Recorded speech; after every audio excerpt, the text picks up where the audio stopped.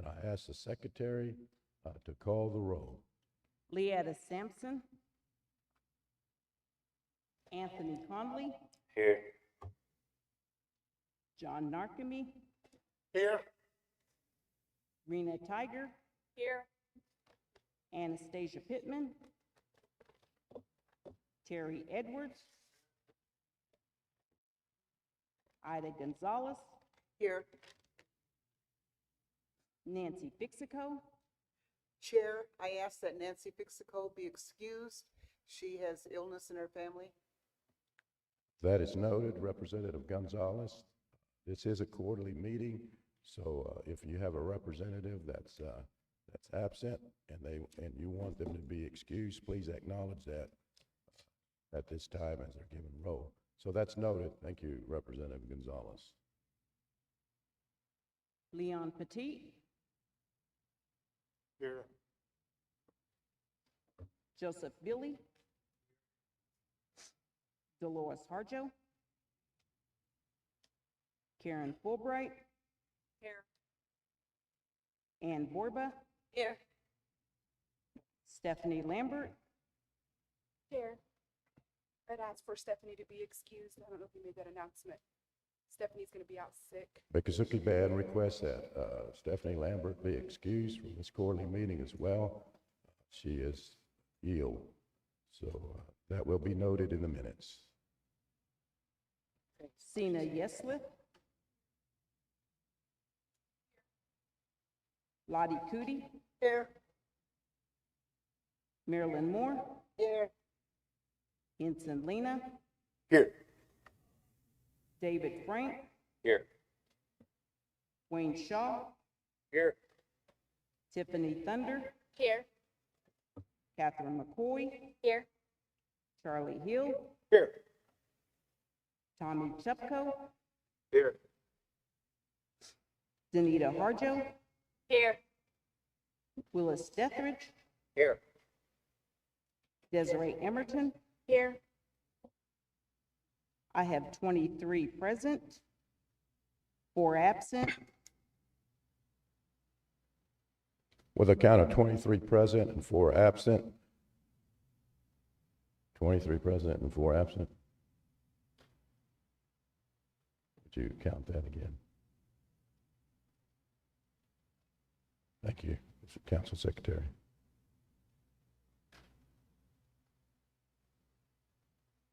Yeah, that's what I have.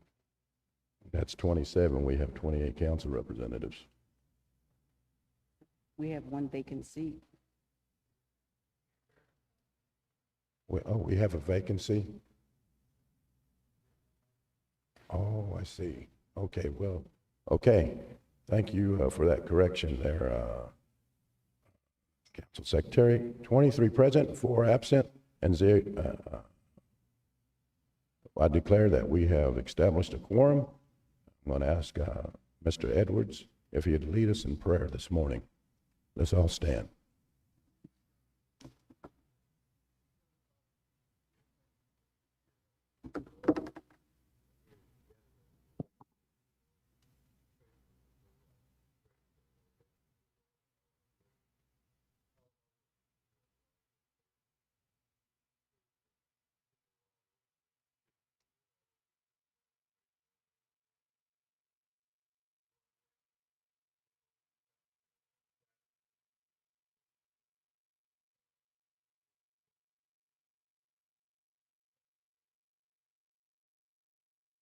Amen. Amen. Reading of the minutes of the last meeting of June the 3rd, 2023. Of August 12th, 2023. I got 2 agendas up here. All right. That'd be August the 12th, 2023. What does the council desire to do? Representative Petit? Make a motion to approve. A motion to approve by Representative Petit. Second. We have a second by Representative Shaw. Motion to approve the minutes of August the 12th, 2023. Secretary, call the roll. Leetta Sampson.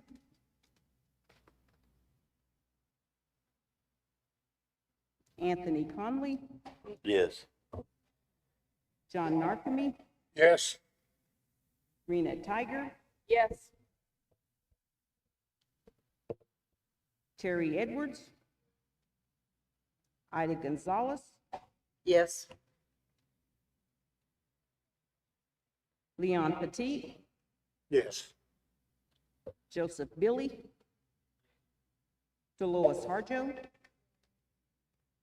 Karen Fulbright, Yes. Ann Borba, Yes. Sina Yesler, Yes. Lottie Cootie, Marilyn Moore, Henson Lena, Yes. David Frank, Yes. Tiffany Thunder, Yes. Wayne Shaw, Yes. Catherine McCoy, Yes. Charlie Hill, Yes. Tommy Chuppo, Yes. Danita Harjo, Yes. Willis Dethridge, Desiree Emerton. Yes. I have 23 yeses, 0 nos, 0 abstain. With a count of 23 yes, 0 noes, and 0 abstentions, I declare the minutes of August the 12th, 2023 to have passed. There is no unfinished business at this time. We're into the area of the report of the Representative McCoy, SNGA. SNGA, Seminole Nation Gaming Agency. We do have a letter from SNGA. Council Secretary handed that to me. Came in. And this is what it says. Louis J. Johnson, Chief, Seminole Nation of Oklahoma, gives our address.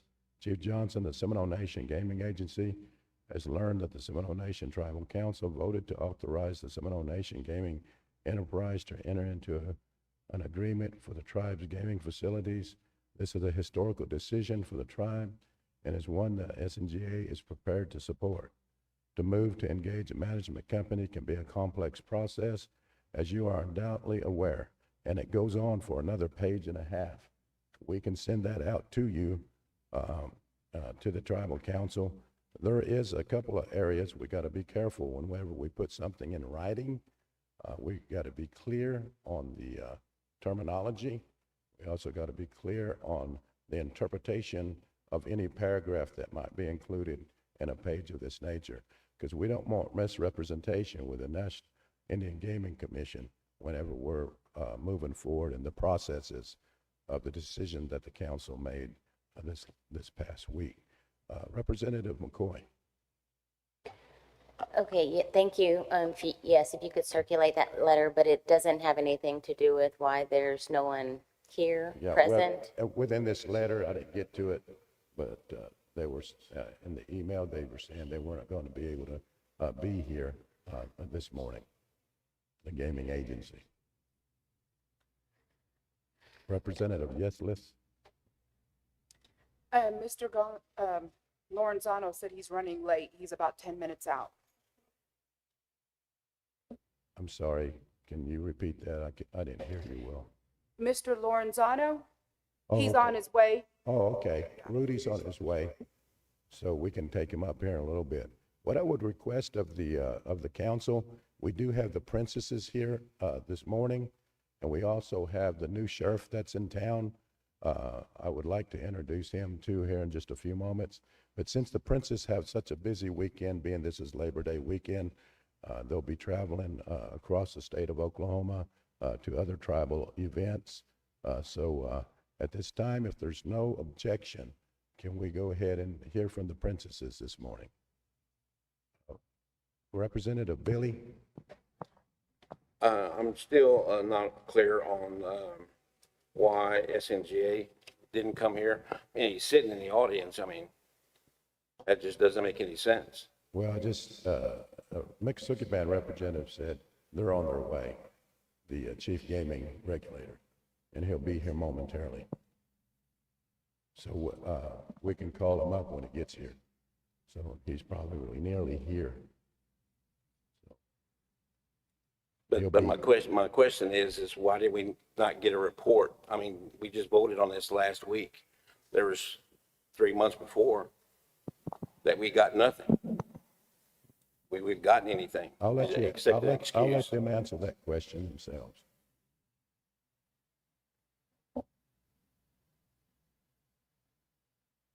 Okay.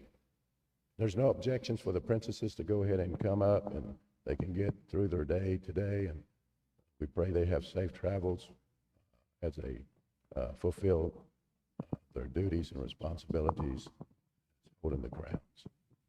Here they are. Hello. This is the girls' last quarterly meeting. We're having our pageant on September 14th. So if y'all are available, we'd like to see y'all. We only see a handful of council reps when we have our pageant, so we'll hope we can see more of you. So I'm gonna pass it to the girls and they can let them talk. Stongo Ea Atia Shudufaski, Eani Tibi Chaha Chipgidos. Ijo Alegre Ufale Iwadowados, Seminole Muskogee Moment Navajodoes Meadow. How are you? I am so happy to be here. My name is Ayani Tibi. I am Deer Clan and I am Eufaula Band. I am Seminole Creek and Navajo. Thank you. Majinetta, Hanamnetta, Hirazam, Bambala, Ibafanga, Medoke Chidoes, Henche Estongo, Amiranusam, Cho Chipgados, Yejiaska, Medo, Amajoga Bali, Ibagan, Este Seminole Moment, Navajo OS, and Oklahoma Legados. Hello, everyone. What another beautiful day it is today. My name is Amira Newsom. I'm 16 years old. I am the Junior Miss 2022-2023, the Seminole Nation of Oklahoma. I am from Edmond, Oklahoma, and am also Navajo with Seminole. Today, I'd just like to say a few words because this will be our last council meeting. And as our reign is coming to an end, and it has been an honor to serve you guys and just represent our nation and travel across the state and even the country.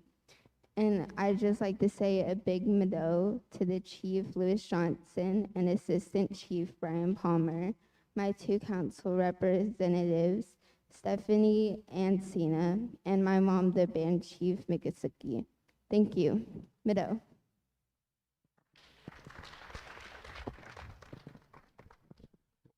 Just a moment, young ladies. We want to take a special acknowledgement of the princesses this past year and that they have served with great honor. They had represented the Seminole Nation in all their endeavors and all their visits and all their events that they have attended. They have represented us very well. And this is their last quarterly meeting, this particular royalty. So let's give them a great hand of appreciation for what they've done this past year, and we wish them good fortune in their future endeavors as well. The Seminole Nation General Council, as chairman of the council and the chief of the Seminole Nation, thank you very much, ladies, mothers, committee, and all those who have supported them. This council has done that as well. So let's give them one big round of applause one more time. Thank you, princesses.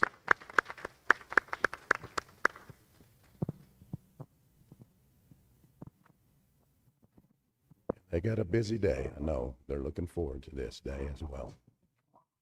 Okay, anyone else?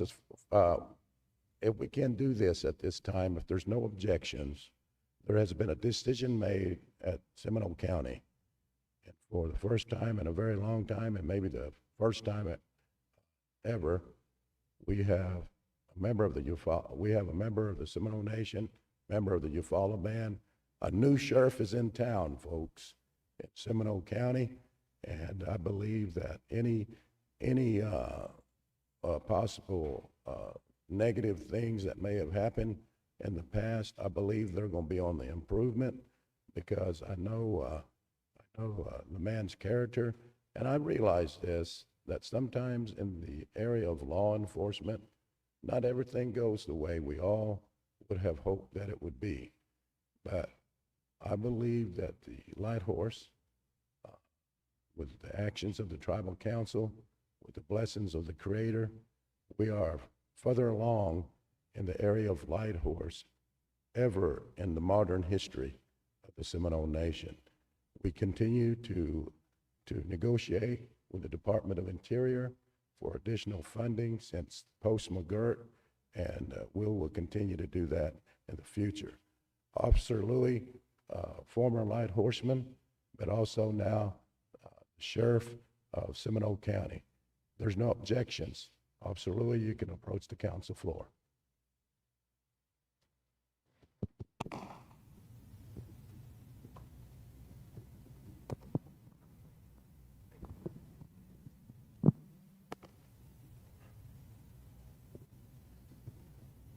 Thank you, Principal Chief. Good morning, Council. My name is Anthony Louis with the Seminole County Sheriff's Office. I was recently appointed new sheriff of Seminole County. I look forward to bridging the gap with Seminole County and Seminole Nation of Oklahoma to bring a mission together to where we're fighting the same goals or same mission. We're all going to be serving all citizens of Seminole County, including the people of Seminole Nation of Oklahoma. Yes, ma'am. Yes. Can you hear me now? Okay. I'm sorry about that. Do any of you have any questions for me or? When does your appointment begin? When do you take office? I took office on Thursday at 4 p.m.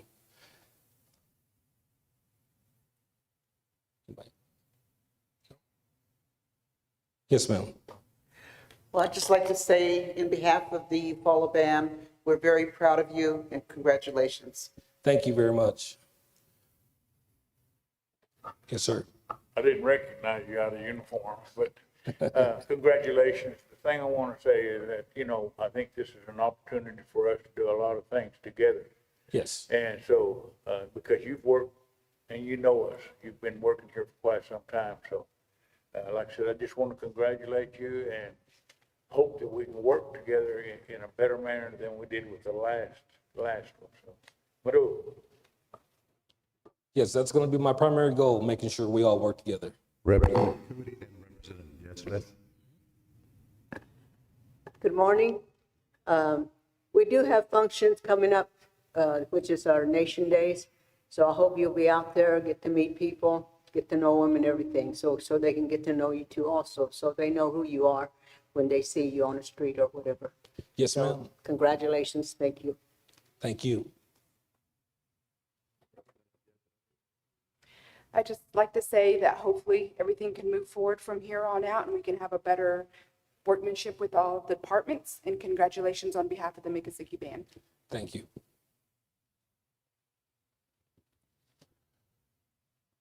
Representative McCoy. All right. Congratulations. Oops, sorry. I'm so excited. Hello.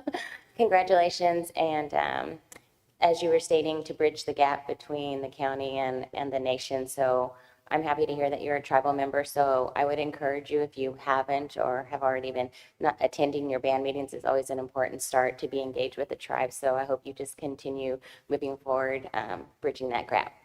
Yes, ma'am. There's no further questions. Once again, congratulations, Officer Louis. There is a new sheriff in town. So, congratulations.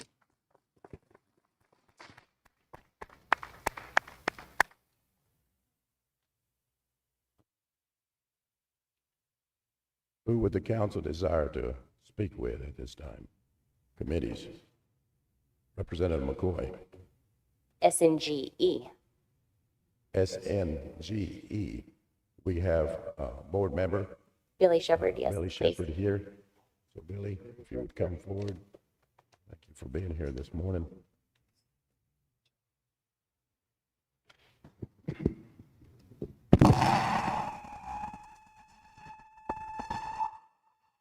Whoa. Absolutely. Can you see that? This thing work? Hello? Hello? Test.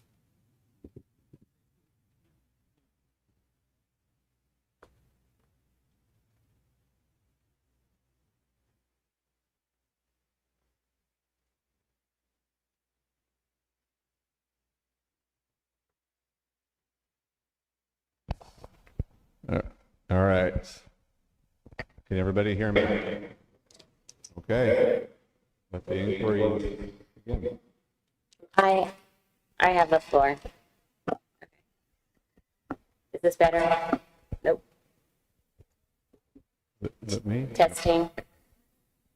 Is it me or him? Me? Okay, I'm good. Okay, so Mr. Shepherd.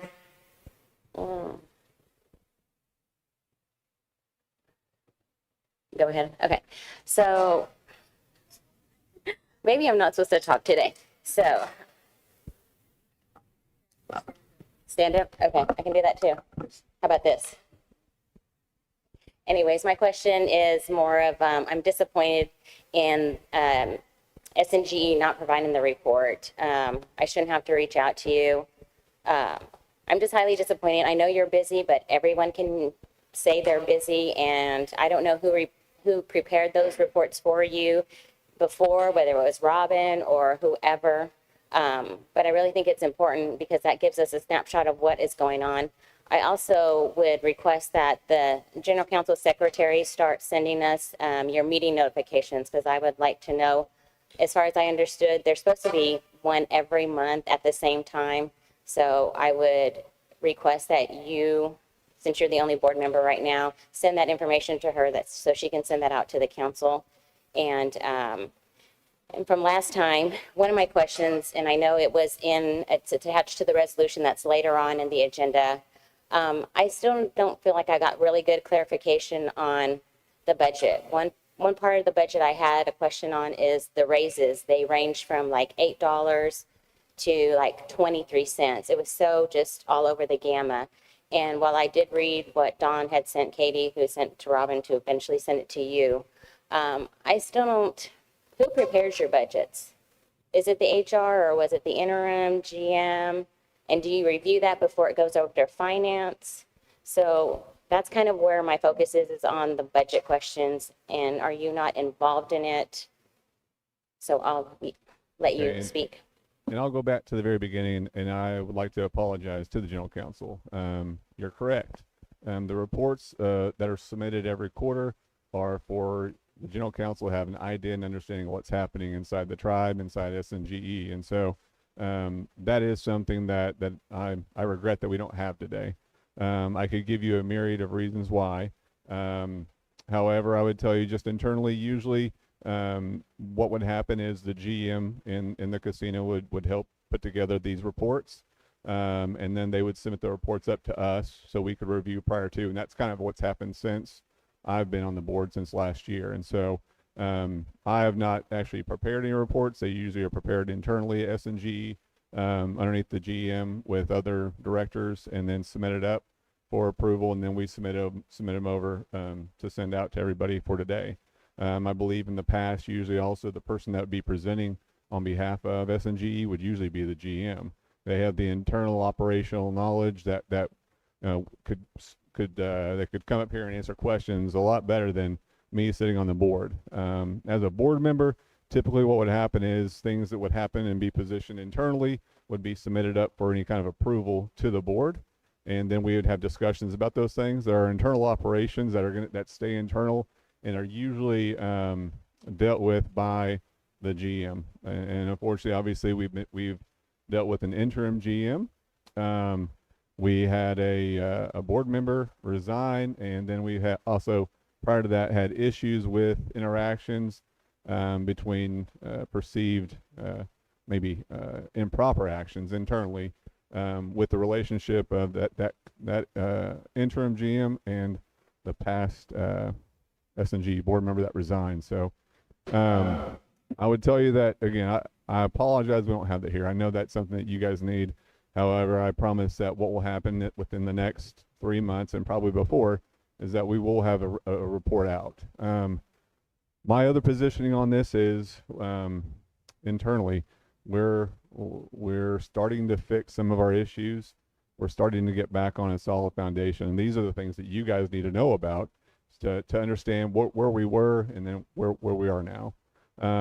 On top of that, I would tell you another piece of maybe why the report isn't generated at this point is we've been operating without key individuals, not just GM at this point, but also key individuals as far as we don't have a director of IT right now. We just hired our controller, which is the person that's going to be over our accounting operation, and those are the people that help us generate the numbers to then come and submit to you guys to let everybody know how we're doing, what our revenues are, what our costs are, and then getting a report. We do have a director of HR, but we don't have a report on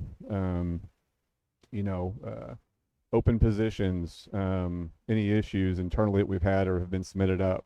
And again, I would tell you at this point, usually those would be submitted up all the way to S&G board as far as any internal issues with HR, but nothing's been submitted at this point. However, it also, that those get submitted up when we have the board meetings. And so while our S&GE code, the Title 8, doesn't talk about the specific date of a board meeting or when we're supposed to have it, I believe that it is something that at least a minimum is once a month. I would tell you it's way more than once a month, though.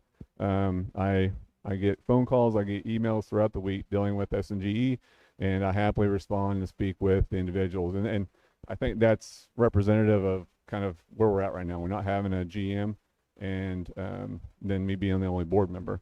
And so I think what will happen in this next 3 months is we will submit a report. I do expect that report to change also. Some of the reports I've seen before, although we approved, I don't know they gave all the information that is really important to you, for you guys to see and understand what's happening. And so on the report side of it, I apologize, and that's where we're at. On the budget side of it, you had a question about budget. My understanding, again, we went through the budget operations. It was prior to this year because it was something that was supposed to be submitted, I guess, back at the June 3rd or June 2nd council meeting. And I'm doing a lot of apologies this morning. I apologize for not being here that day. I had planned to be here that day. However, it was underneath another item. And by the time I started no, I'm sorry, not the June 3rd, but maybe 2 general council meetings ago, it came up. And so anyways, operating as a one-man board right now and without a GM is a little bit difficult. However, we still owe you guys what's owed and due, and so I apologize for that. So on the budget and the hiring and the increases to salaries, I believe that was calculated based off of looking at casinos and other employment surrounding the area, looking at key personnel inside of that, and then gauging based off what we pay right now compared to that, and then leveraging and positioning pay increases. Another piece to that, I think, was also at the time, because of all the employment, the staffing issues we had, there are key personnel, I think, that we had 3 or 4 different positions for, and I think what was discussed is during that budget was to do away with 1 or 2 of those and then move those salaries over. And so I think that might also be why there was some variance in the different positions that you're speaking to. So, but that is my understanding what was happening. We are involved in those processes, and they are submitted up for approval before they go over to finance. So. Okay, thank you for that explanation. I would just maybe request that when you have reviewed those and they go over to finance, providing maybe a little additional information. So if, to justify an $8 increase is because they're absorbing maybe some other positions you're getting rid of. I just think that might just be helpful. Again, just I agree, wanted to pass and that on. I'll do that in the future. I'll make sure that anything we do, there's a justification and a reasoning for that. That way it can go before the general council and you can understand why we're positioned that way. And it makes this discussion a lot easier. And then it was kind of hard to hear you back here. So did you say we currently are without a GM right now? You're still looking. So may I ask who is in charge over there currently? So we. No names, just whatever position is in charge. So we are currently without a GM. Instead of trying to create another interim GM and then go through all the issues that we had with that issue, and with having the last Saturday's special general council meeting, wanting to understand where the general council saw SNGE going, pairing up with a third party. I felt it necessary to wait until last Saturday to find out what was going to happen. That way, moving forward with the GM search, we can make sure to let the GM know what our, how we're going to move forward. We need to have somebody that is willing to work with a third party. Some GMs are not willing to do that. They believe that they can come in and they can create what's needed inside a casino. And so wanting to really set the platform for whoever we bring in is somebody that's going to be willing to work with the people that we've chosen to work with, and really somebody also that can kind of help, look for the strengths. And right now we need a manager of employees. We need to be able to bring the morale back for employees and bring people in and make them want to stay there and feel a part of being a part of SNGE. And so, however, I would tell you that I believe on Monday we'll be making an offer to a GM.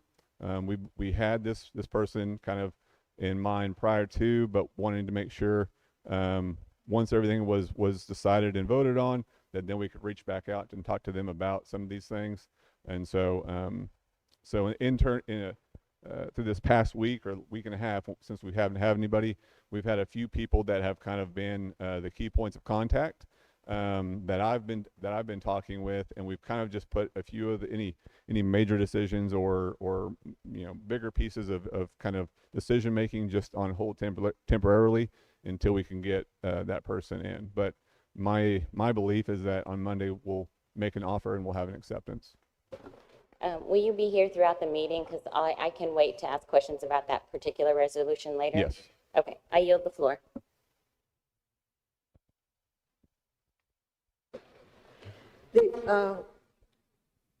Are you still meeting virtually or? So again, I did not have a meeting this past month due to there was a lot going on with the management agreement companies, positioning the proposals, getting them ready to go. So although we didn't have a specific meeting, we were definitely talking about all these pieces. So we've had some of our meetings virtually, and we've had some of them in person. However, I might, make a recommendation or ask for a recommendation, because I would like to have, it's an open meeting and you can learn a lot about SNG's operation by coming to the meeting. You can learn a lot about how the board operates with SNGE and the general manager and the different departments. And so I would love anybody to come that can come. Currently, how we have it scheduled, it would be the third Monday of the month, and it would be at 11 a.m. And then that was prior to me coming on. And so I just inherited that as that'll be our board meeting date and time. However, I am up to move that if there's times that are more convenient. Obviously, needing to work with the board schedule. Hopefully, we'll get a couple more board members on here. And then as convenient as we need to. I would like to be able to have the option to do virtual meetings, just because it does help us that are on the board. It helps I travel out of state a lot, and so I still would like to be a part of the meetings and not miss a meeting solely because we need to be there in person. However, I also understand the importance of being in-person meetings, having face-to-face conversations with directors, with the managers. And so my position would be to have it still be a hybrid option. But again, I'll definitely Representative McCoy's recommendation of making sure the General Council Secretary has the date and time to where we can post that and it's submitted out so everybody knows when we're having it. And again, I'm not somebody that likes to change up meetings a lot or meeting times, but I like to keep it on that day at that time. And so, but again, this is something we inherited. It's not something in our title. And so we would probably be up for that meeting being moved to a more feasible time if there are more people that could be present, at a different time. So. The reason I asked is because a lot of the employees that have been there a long time left, and they said they didn't even know what you looked like, who you were, because you met virtually and everything. So did y'all have meeting every month? We had a meeting every month, I think, except for this past month. And I think in my time, I think I had 3 in-person meetings, and then the rest of them were virtual. And I would tell you also from a board perspective, and again, we've had the issue of not having our GM set, that person that's going to be the leader of our casinos, and the person that our employees can look up to. And so my position is that at me as a board, they shouldn't know who I am unless I'm walking through maybe every now and then. They shouldn't have contact with me. They shouldn't need to get to me unless they need to. Everything should go up in a pyramid up to that leader. However, we haven't had that. So I apologize that some of our employees don't know who I am. However, I think the structure of a board and how it relays with the organization underneath, I think it's a good thing that there is separation. However, I'm not opposed to meeting any employee or going and speaking and going before employees. But yes, I've been there in person and via Zoom.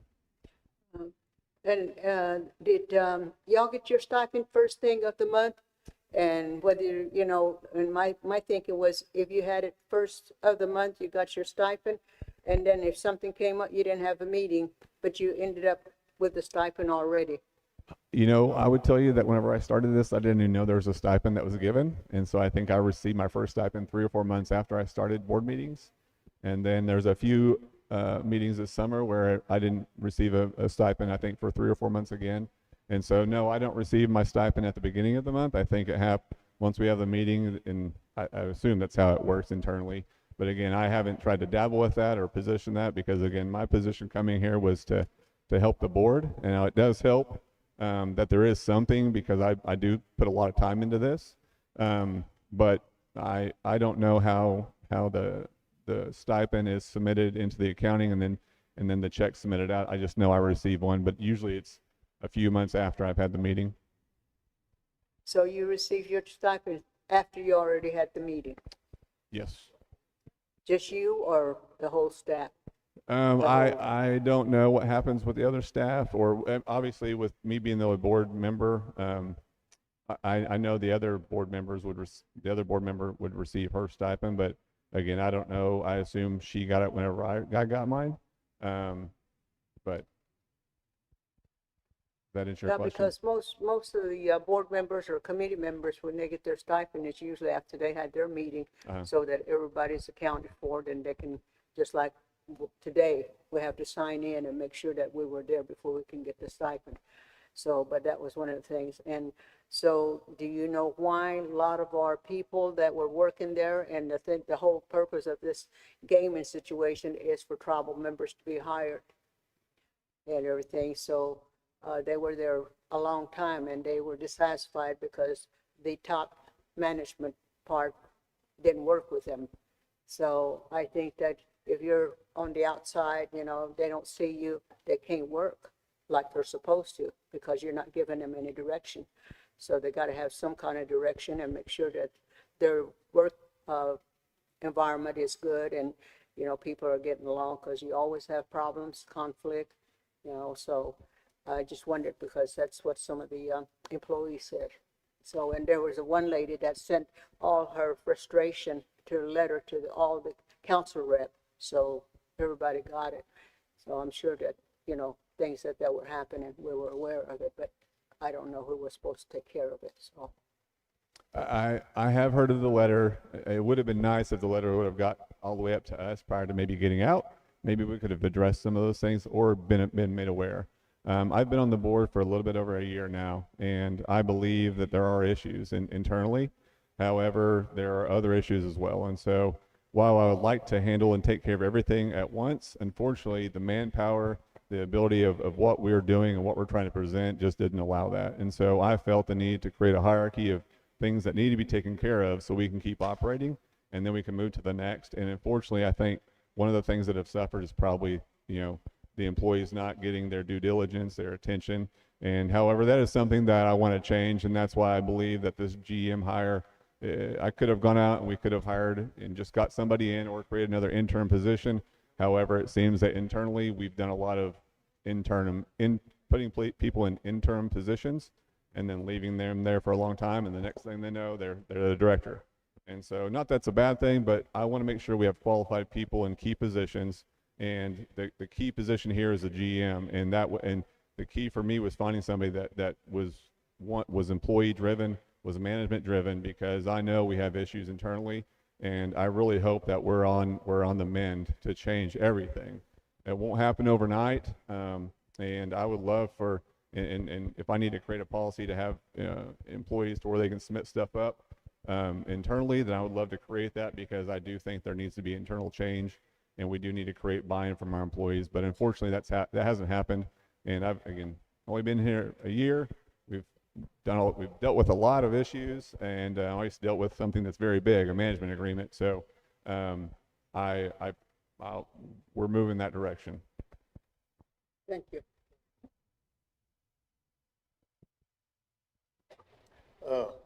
I know that the general counsel in the last 2 weeks have hired a consulting company to come in and basically consult. I don't know exactly what they're going to offer, but what has that done to your day-to-day operations up there? What will that do to your day-to-day operations at our 3 casinos? Because they said a lot.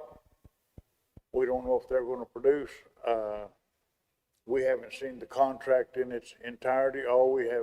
We've let a contract without reading the contracts, what it amounts to. So, but the thing is, what is that going to do to your operations now? Because that has changed the amount of money that's going to be circulated out of our gaming. So, is that going to be a problem?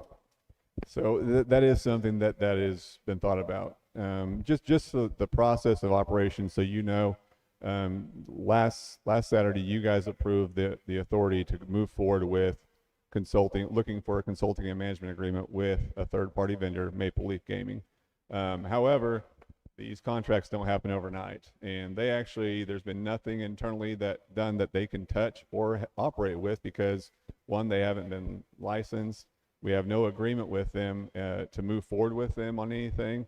And so to take any advice or let them have any say of what's going on inside of our operations could cause an issue with us, with an IGC. It could cause an issue with us as far as money.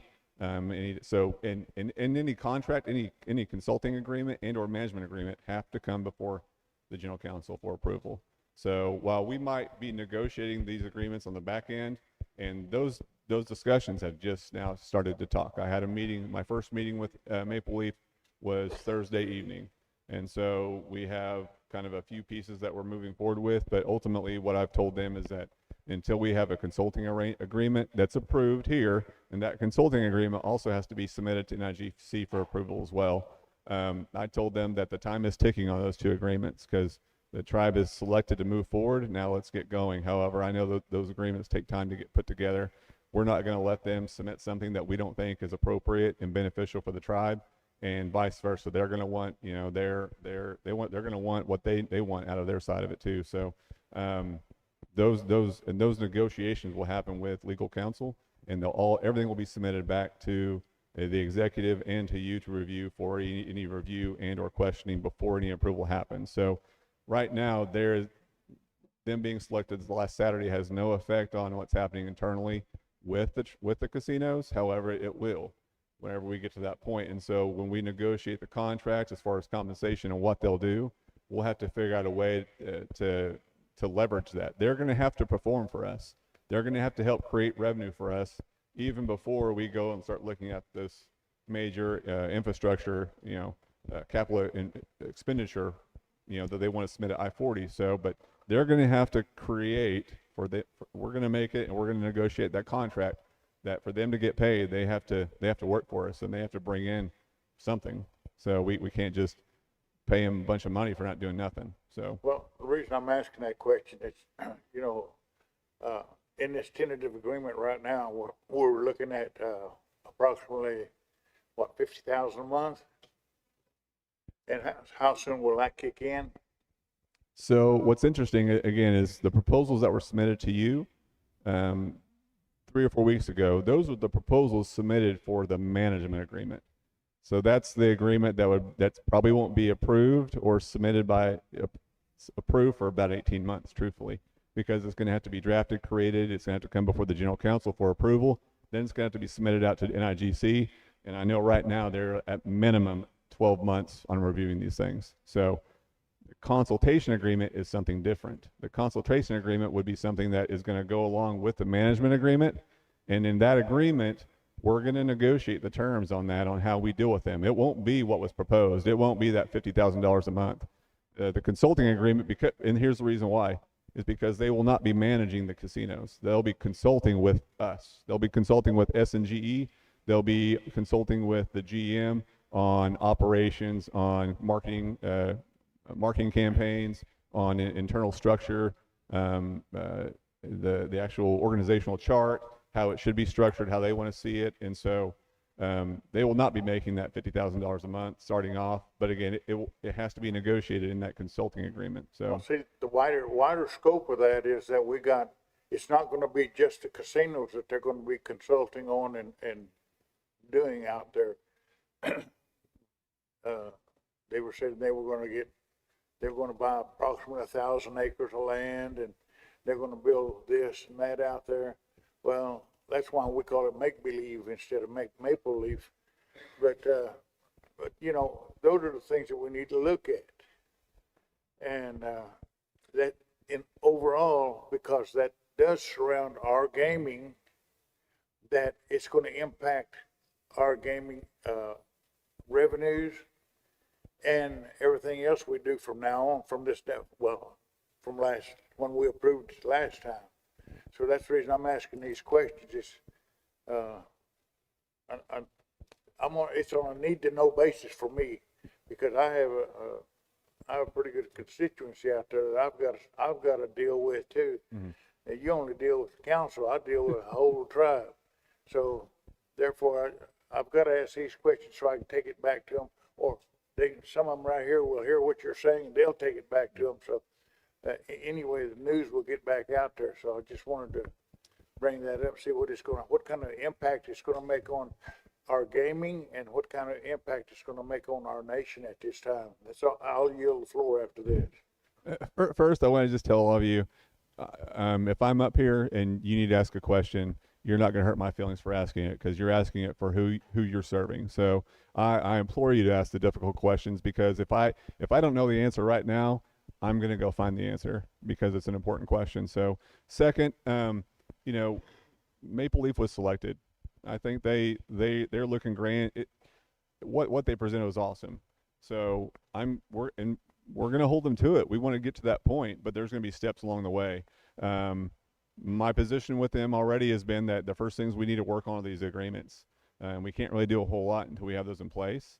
Any collateral pieces outside of that, my recommendation to them would be is just that until that no action happen as far as purchasing land, if that's the case, until there's some kind of a strategic plan put together, or an understanding of why those things are being purchased. I don't want somebody going out and buying a bunch of land inside of our jurisdiction and we have no idea why they're buying it. So I want to make sure it's fitting with what's been submitted for them and what they've been approved to do and come in and help us with. And so if it's something that, you know, I feel that needs to come back before the general council, and again, I feel uncomfortable serving on the board by myself right now, because I don't believe I should be everything should be coming just to me and I make this whole decision on anything. So I'm transparent. I want you guys to know anything that's important, and there are a lot of things that will be important that will be submitted to you guys.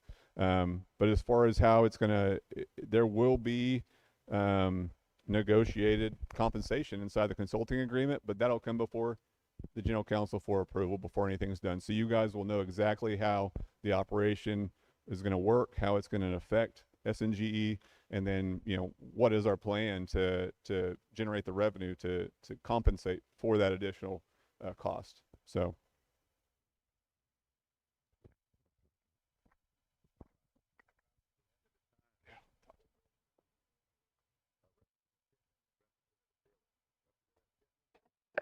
Thank you, Mr. Chairman. Just real quickly, what systems do you have in place now? We've received the financial reports. We know where we stand and we want to improve. But what's your goal for getting us the reports so that we can help find the qualified people that you're looking for?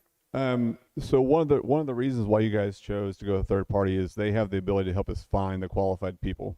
So that's one as far as the employment side of it.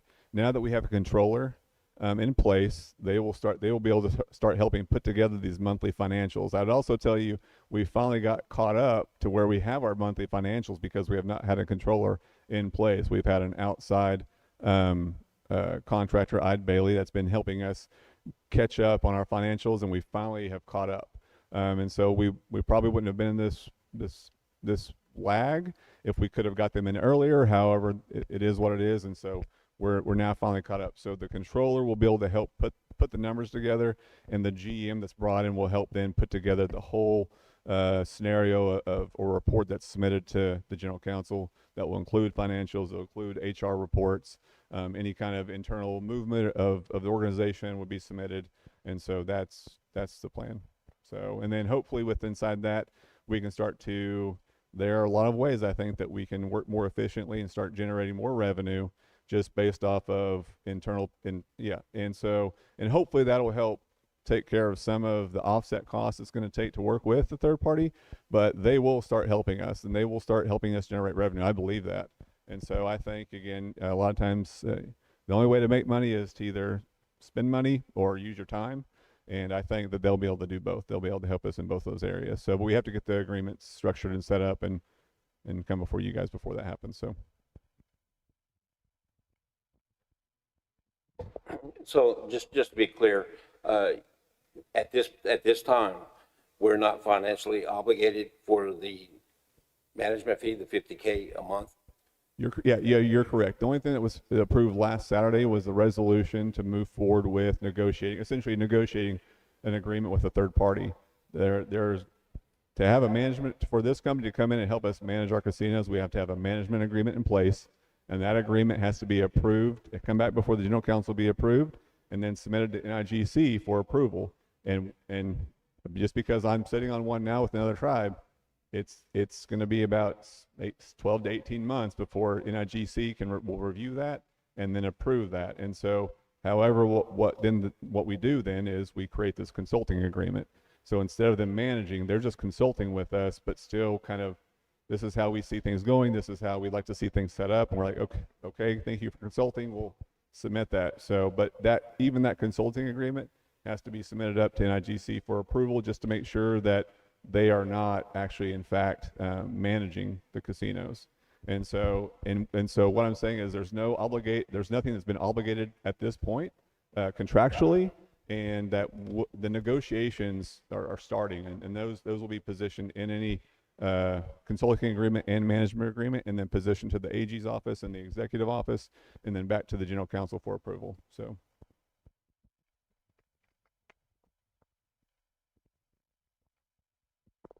You know, there's been a lot of language that has been shared, dialogue. The council passed. There will be arrangements for consultant agreement, and you're governed to put that together. That's where you're at. The management agreement will come at another time because there's a deeper process and that type of thing. In that area, we all know there's processes and things don't happen overnight, nor do they happen with a magic wand being waved. They will still have to be licensed by SNGA and go through the processes that you explained. So we don't want to clutter things up here, but what we do know is the council passed that measure fairly largely at the last meeting, and SNG is governed to proceed. Yes. Any other questions? Not for S&GE? Billy, we appreciate you being here. You spoke well today. Thank you.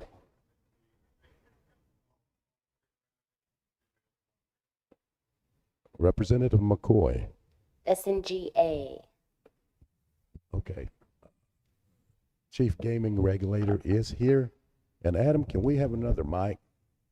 We need another mic. Testing. He can use council secretaries for right now.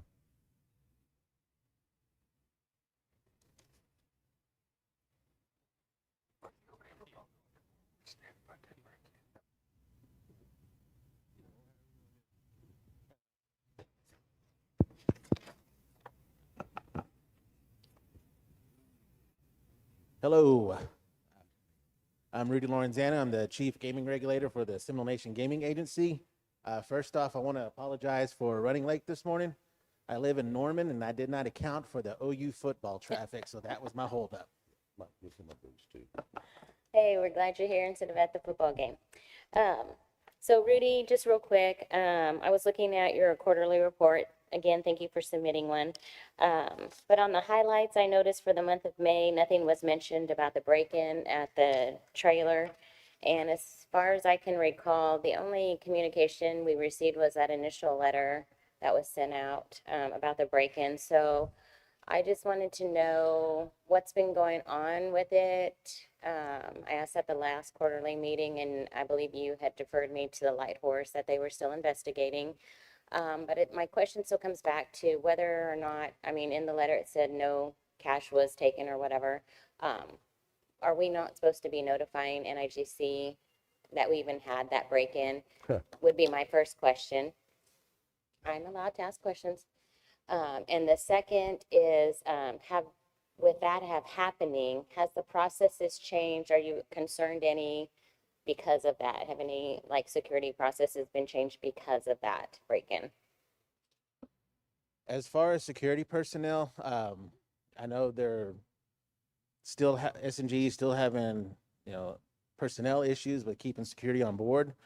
As far as NIGC, we weren't required to notify them. However, I did receive a phone call from our regional director. I just gave him a heads up on what we reported and what we heard back.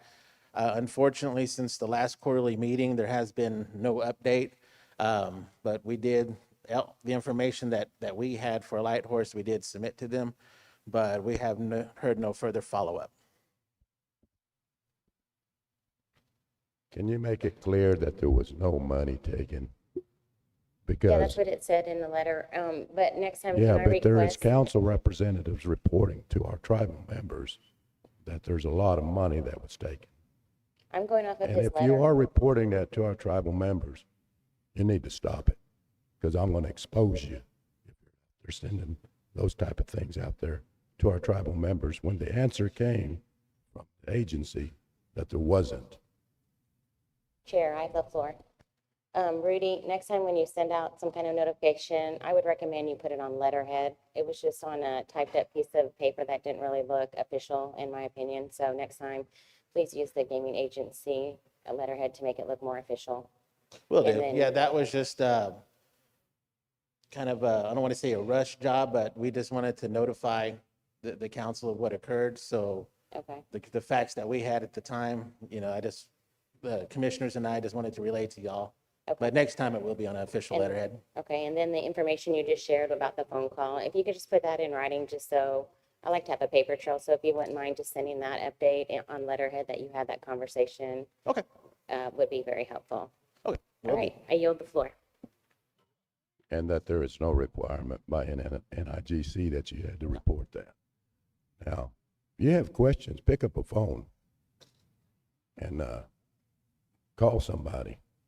If you don't want to call somebody, call me and I'll get a hold of them. That's who I got a hold of first, was these folks right here, because they're over our regulatory of our agency. So once you put leaves out there in the wind, they're hard to gather back. Once you done said something out there, to our tribal members. And when it's misleading like that, I'm beginning to wonder what the objectives of that type of talk is. And I'm going to tell you, I am the chairman of the general council and over the general duties of the council. And if you're out there doing that kind of thing, I believe I'll bring a report on it. Representative Cootie. Chief, I don't know how to get a hold of you. I called and left messages for you to call me. I even called you on the phone and left messages. I never got to call back. I called Assistant Chief twice, never got anything. I asked if he had a number that I could reach him, and they said, no, we're not privileged to give it out. So how do we get in touch with y'all to ask any questions if we Ms. have Cootie, questions? you have two numbers for me. You have my personal number and you have my tribal phone cell number. You and I have communicated. I can pull it up right now, that you and I have communicated many, many times in the past. So to say that you can't get a hold of the chief of the Seminole Nation would not, maybe at that specific time, you know, maybe I wasn't. It was during work hour. Do you When I reckon? called, I called first and do thing in you the morning, believe- you weren't in the office. And I know I usually call you on the phone number that I have. You usually call back. I left a message. I didn't hear from you. I don't have your personal number. I know you called one time, but I never kept it. So, and then I called Assistant Chief twice, or I called the office and asked if I could get a number for him so I could call him. They said, we're not privileged to give his number out. So how do we get a hold of him if we need to talk to him? That's what I'm getting at. Well, probably his personal number, but his tribal number, mine's readily available. I get calls, hundreds of calls a week from our tribal membership. I want to call a point of order. I'm answering a question that's been presented. Any other questions for Chief Gaming Regulator?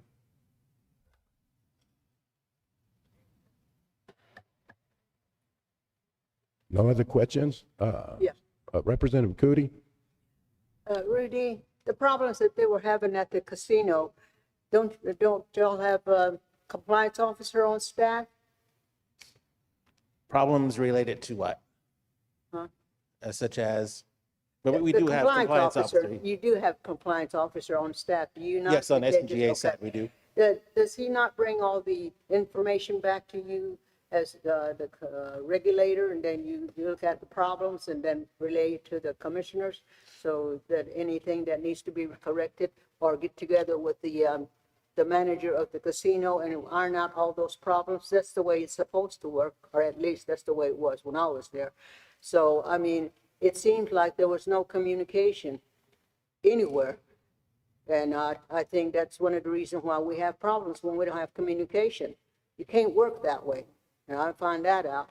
And so I was wondering, you got compliance officer, that compliance officer is supposed to check the casinos and see if the employees have got, you know, things that are going that they're not doing. He brings it back, and then you look at it and say, okay, we got problems here. And it's, you know, and then you'll have to take care of it so that the NIGC don't step down and say, hey, you're not, you know, following the regulations and everything. So I just wondered, because it sounds like there's so many problems out there. Training, there's no training. And the training is very important, because you can't just put person out there and expect another employee to teach them, because it took them a while to learn too and everything. And that seemed to be what's happening and everything. So somebody needs to put a training. And then IGC says, if you need any kind of training, any help, they're willing to come down and help and everything with the technical, you know, advisory or whatever it is that you need. And I wonder why that the agency is not taking care of some of the problem that's happening out there. Yeah, any regulatory concerns or issues that the compliance officer sees, or even surveillance sees, they report it to me. We have a process of how we address it. First, we'll address it with that department manager. Sometimes the problem's resolved, other times it's not. If it's not, then we up the process by issuing what's called a notice of concern. That's a notice that's in writing that we'll issue to the employee department manager, whoever is responsible for that. And normally that will take care of the issue. If not, there's steps above that we take that will hopefully resolve the issue. But anything that we address, or any kind of concerns or problems, we document it.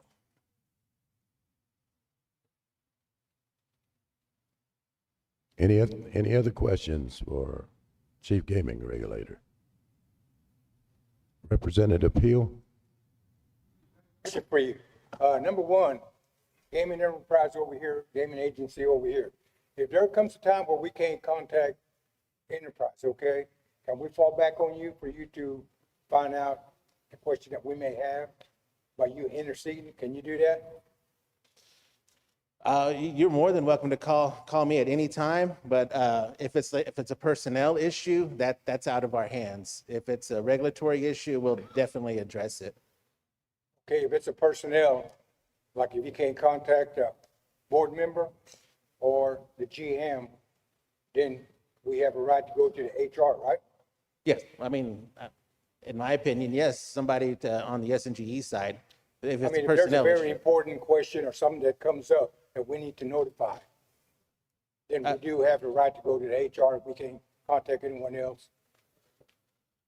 That's more of a S&GE question. I don't want to speak for them. So in other words, what you're trying to say is you handle your own department, you only can answer for your department only. You're not too concerned or worried or knowledgeable about another department. Yeah, well, Basically, that's what you're saying. we only handle regulatory issues. We do hear issues that involve personnel that, we're sorry for them, but it's out of our scope of authority to address. Yeah, but you did quote about you can contact me on the phone and all that. Just like Mr. Chairman there, the chief of Seminole Nation, said that you can contact me at any time. I'll be more than happy to answer. And referring to Miss Lottie, of course, she quoted that she has tried to contact the chief, et cetera. That has happened to me also, plus other people, okay? Whether it's the 2 phone numbers that you came out with, the complex or your personal phone. I have tried to contact you twice and many times. No, you have never responded. Are you speaking to the chair? You, chief of the Seminole Nation, whichever one you want to be, Okay. Mr. Chairman. And not only that, I have contacted your secretary also, left a message. Point of order. How could it be a point of order when I'm trying to tell him that I left a message for the secretary of the chief, and then I've become a point of order? Let me get my point across first, okay? Thank you. And she said she would tell you or the assistant chief, which in fact, I waited 3-4 days, never got a call. And as you quoted before, there's a lot of rumors going on out there about people saying this, saying that. It's all over Seminole Nation, all over the county, all over Oklahoma, okay? So you've got a lot of people to expose. That's all I have to say, Mr. Chairman. Well, what I do know, if I get a message to try to call somebody, I definitely try to take the effort to do that. It may not be immediately, but usually it does happen. So I do not avoid you as a council representative, and I do not avoid our tribal members. I'm out in my community all the time. I don't live way off from my community. I'm involved in my community. Whether I was the chief or not, I'm involved in my community, Seminole community. So I can be getting hold of.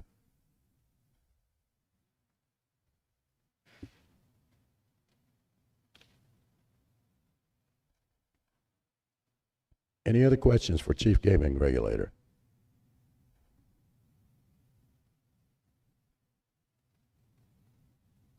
If there's no other questions for Mr. Rudy, then thank you for being here. Thank you. And watch that OU traffic going back. Representative Shaw, Seminole. Division of Commerce.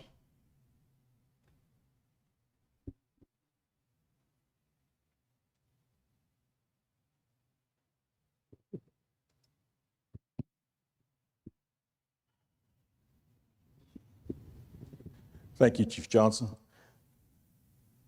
Mr. Shaw? My first question would be, what have y'all done this last quarter besides give us lip service? Most of what we've been doing over the last quarter, the last 6 months is activities related to the development of Puxigaeta and pursuing enterprise opportunities under that umbrella. We're not prepared to bring those back to the council for consideration and their information. They're still in the development stage. I hope, I can tell you that they involve green energy, primarily solar. We hope to be able to come back to you probably within the next 30 to 60 days for consideration for use of some of our lands for solar development, but we're not prepared to bring that information to you at this time. You know, what I'm getting at is, you know, we've had the same director for 7 years. We've had several entities come in and leave. We've not kept anybody there. And we keep paying salaries. And, you know, the board is ultimately responsible for the performance of that director. So that's why I'm asking you, you know, what have we done? Because we've been 7 years without any progress whatsoever. I was off the council for a couple of years there, but since I've been back, I've asked this question several times and I've not got an answer because we're not moving. You know, you've got a chance to get all these, what do you call it, GSA contracts. And because we're being tribal first off, second off, well, what are we under that? 8A. Huh? 8A. 8A, yeah. Yeah. And are we using that? Don't look like we're using it at all. And then the other thing, now that we're a reservation, we can give better tax breaks in the state of Oklahoma. So what are we doing? You know, is the board not pushing for anything, or is our director not bringing things to the board? No. Or, you know, there's a lot of questions right there, and I'm not asking this myself. I'm being asked these questions, so I'm going to ask you. And they tell me not to be bashful and say what I got to say. You know me, I'm going to go ahead and say what I got to say. But the thing is, what is the board doing about trying to move forward? We haven't even, we've had that blowdown over there, and I don't know how long the insurance has been in. That should have been torn down already instead of staying, because last time I brought it up, that's a liability to the Seminole Nation if some kid should go out there, and there's a bunch of kids right there in that area, and that building or that one of the air conditioner fans or fan falls out and hits one of those kids. We, as a Seminole Nation, although that is not in trust, are ultimately responsible for that. So I'm trying to keep the peace, but no lawsuits against the nation. But the thing is, you know, I brought this up, and it's still standing there. I went by there the other, matter of fact, I went by there yesterday to look at it, make sure I was correct in what I'm saying. But yeah, what are we doing about all these? These are small issues, but then they could blow up on us. Well, let me go back to Seminole Nation Services, which I think is the issue related to the government contracts. We shut down Seminole Nation Services in like about March because we didn't like the direction it wasn't going. We'd hired new people and it really wasn't happening. So we shut it down. We've been in the process since then of restructuring it. And one of the things we're doing with Seminole Nation Services is we're getting ready to take it online. We've realigned and got new suppliers. We're working to get our products on a GSA schedule, which will allow us to put it on the GSA's online systems, one of which is known as GSA Advantage. They have another system they call eBuy. And what that does is it connects you directly with potential governmental buyers. And it provides a system for which they can buy from us. And we're actually in their system. They can look at things such as, are you tribal? Are you 8A? Are you hub zone? And pick those requirements. And your company will come up as meeting those certifications. As you know, many of the federal departments have to meet purchasing from each of those areas. So we believe that's going to position us much better for growth and to actually achieve the sales that most of us believe should be coming to that area. We had hoped to have that online this quarter, no later than October 1st. The preparation of the GSA schedule hit a snag in the sense that somewhere in the middle of our process, the government had a new regulation requiring everything be determined whether it was coming from China or not. So we've had to go back through our supplier and they're going back through all the people that they obtain product from and say, does this not, you know, they got to provide certification. So once we clear that, we believe that our federal schedule will get approved for being placed in the GSA system. So when that happens, we expect significant returns off of that. That's never been done with that company before, so we're taking a look at that way. We're also exploring not only doing online with federal, but we talked to Amazon about doing online for non-federal programs. We do not have the staff at this time to run an online store for Amazon. We're looking at how we're going to be able to make that happen.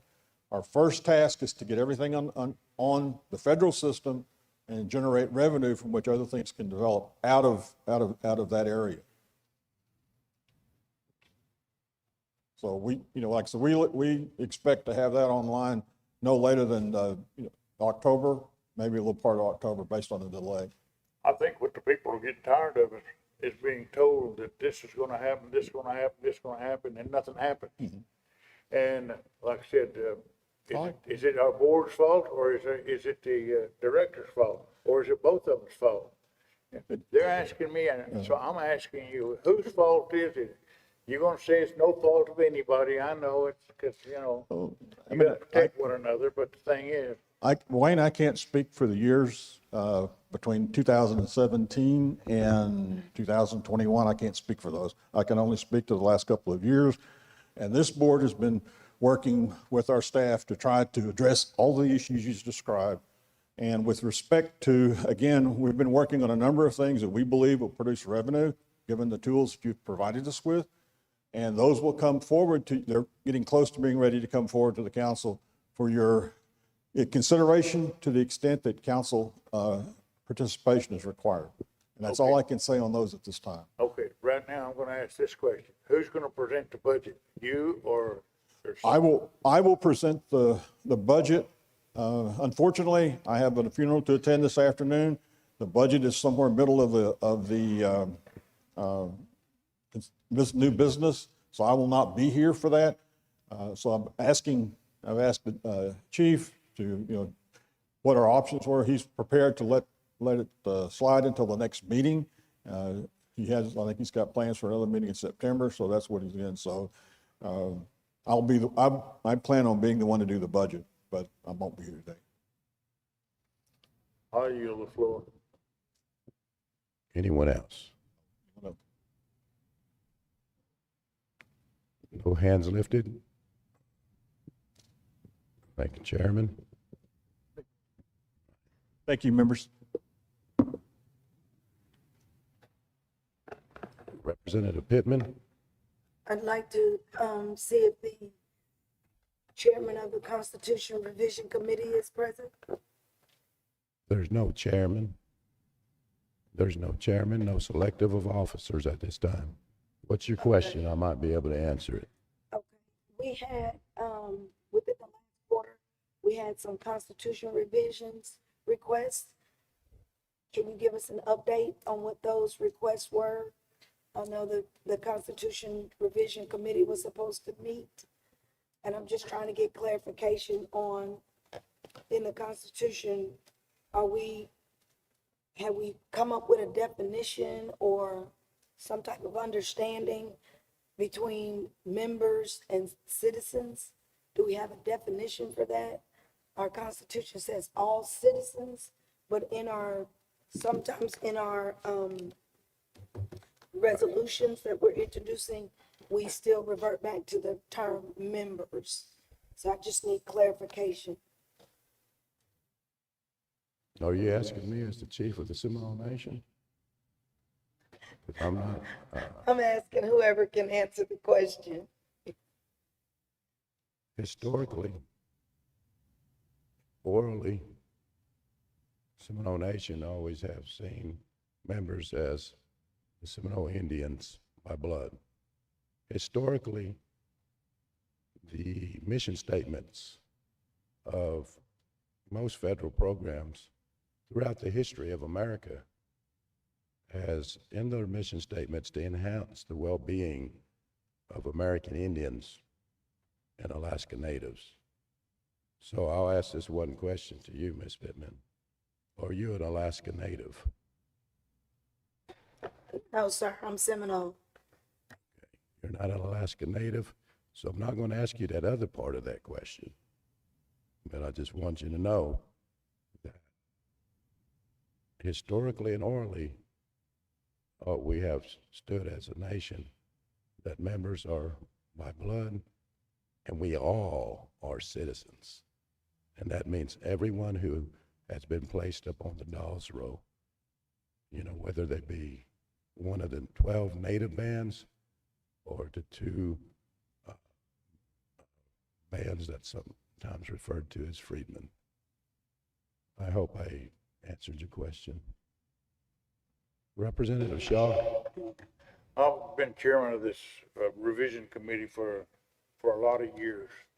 And this question that you're asking does not come through the revision committee. That's a Constitution revision committee. That is not a revision of who determines who's Indian and who's not Indian. It's a revision. Now, the people of the Seminole Nation spoke in 2000.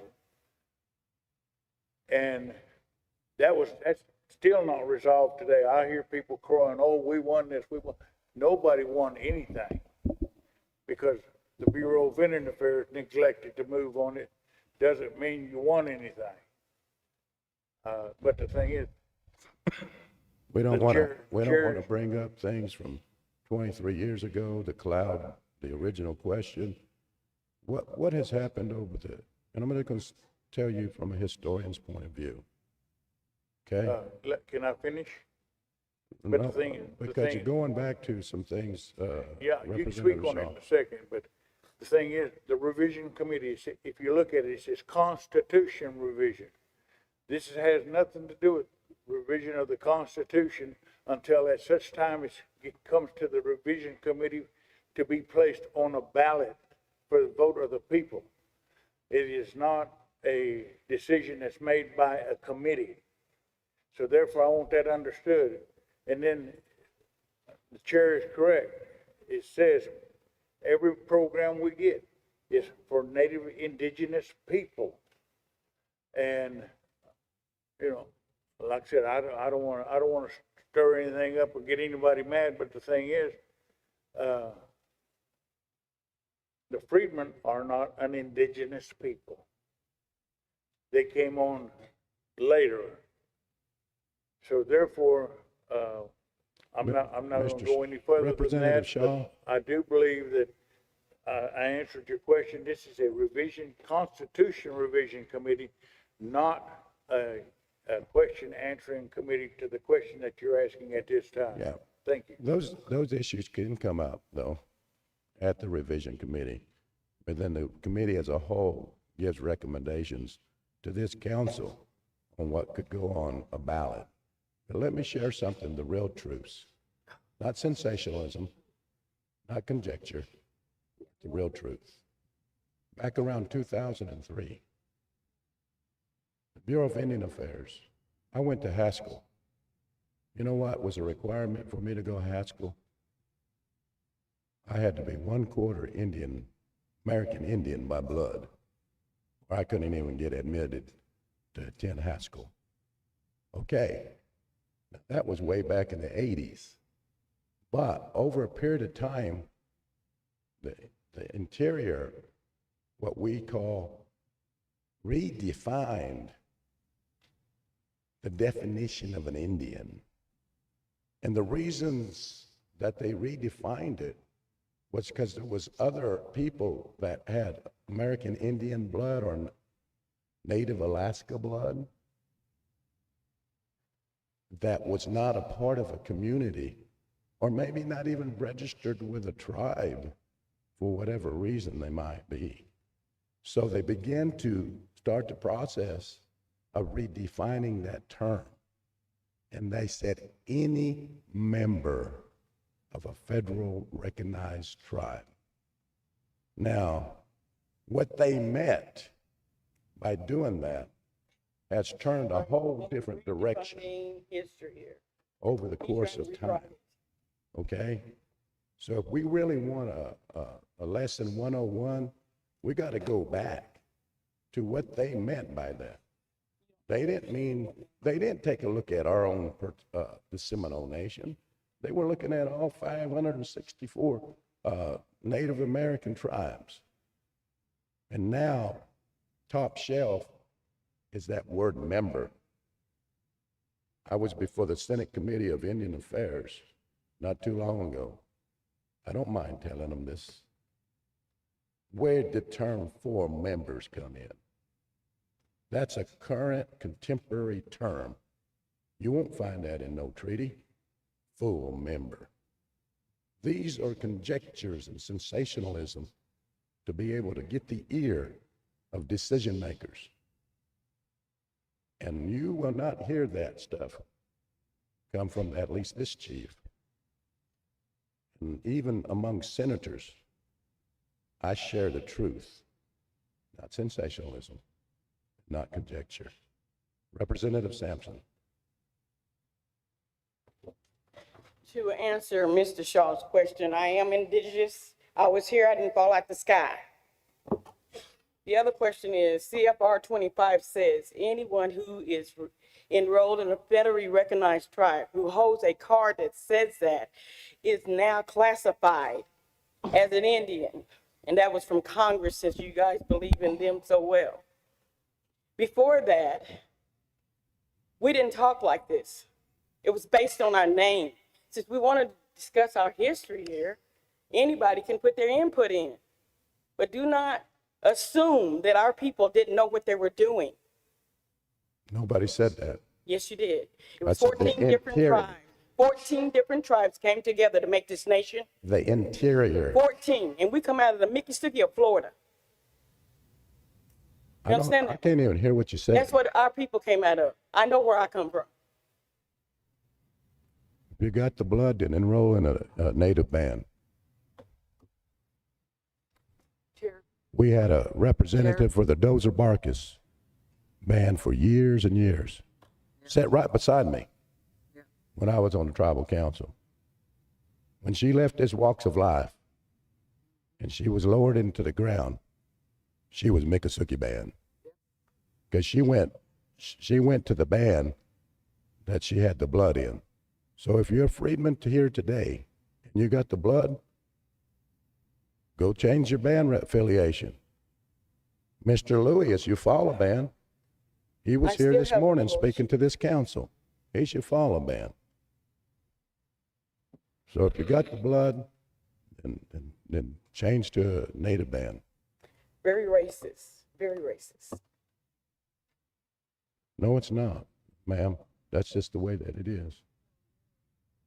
I am not a racist, and I think anyone that has known me for all these years, no, you don't know me. You weren't sitting there when I was on the council. You know, who was your representatives back when we, who was your, no, I want to know if you know who your representatives was. Do you know who your representatives were? Point of order. Okay, who were they when we had the referendum vote? 2000. Who was your representatives for Caesar Bruner? Representative Finney? And? That's correct. Yeah. Yeah, but I didn't see you. You're telling me I'm a racist, and they would never tell you that. No. You're saying that because you're a frustrated individual, and I understand that. Point of order. Point of order.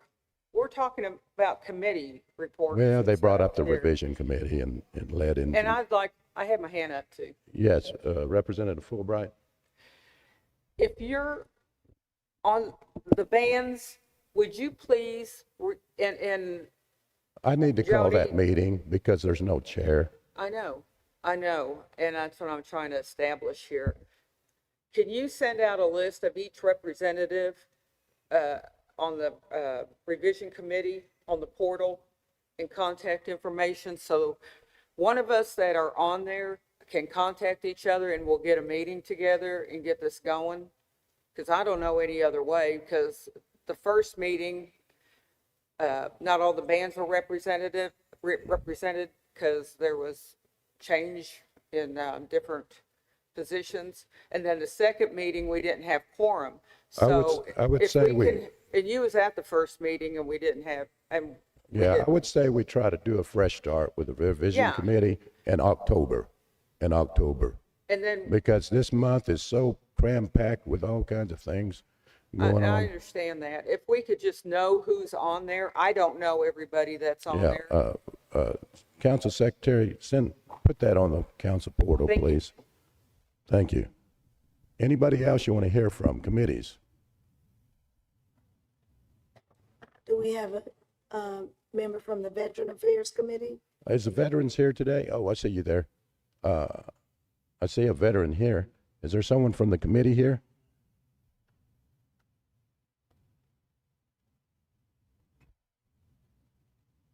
Is there somebody from the committee here for the veterans? Not at this time. Well, Walter's here. Are you on the committee still, Walter? Good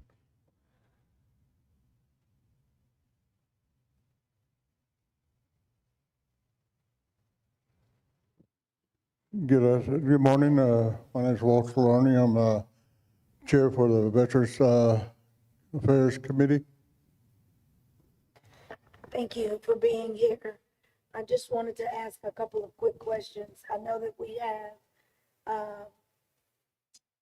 we are taking information for our veterans wall, for names to be placed on the wall.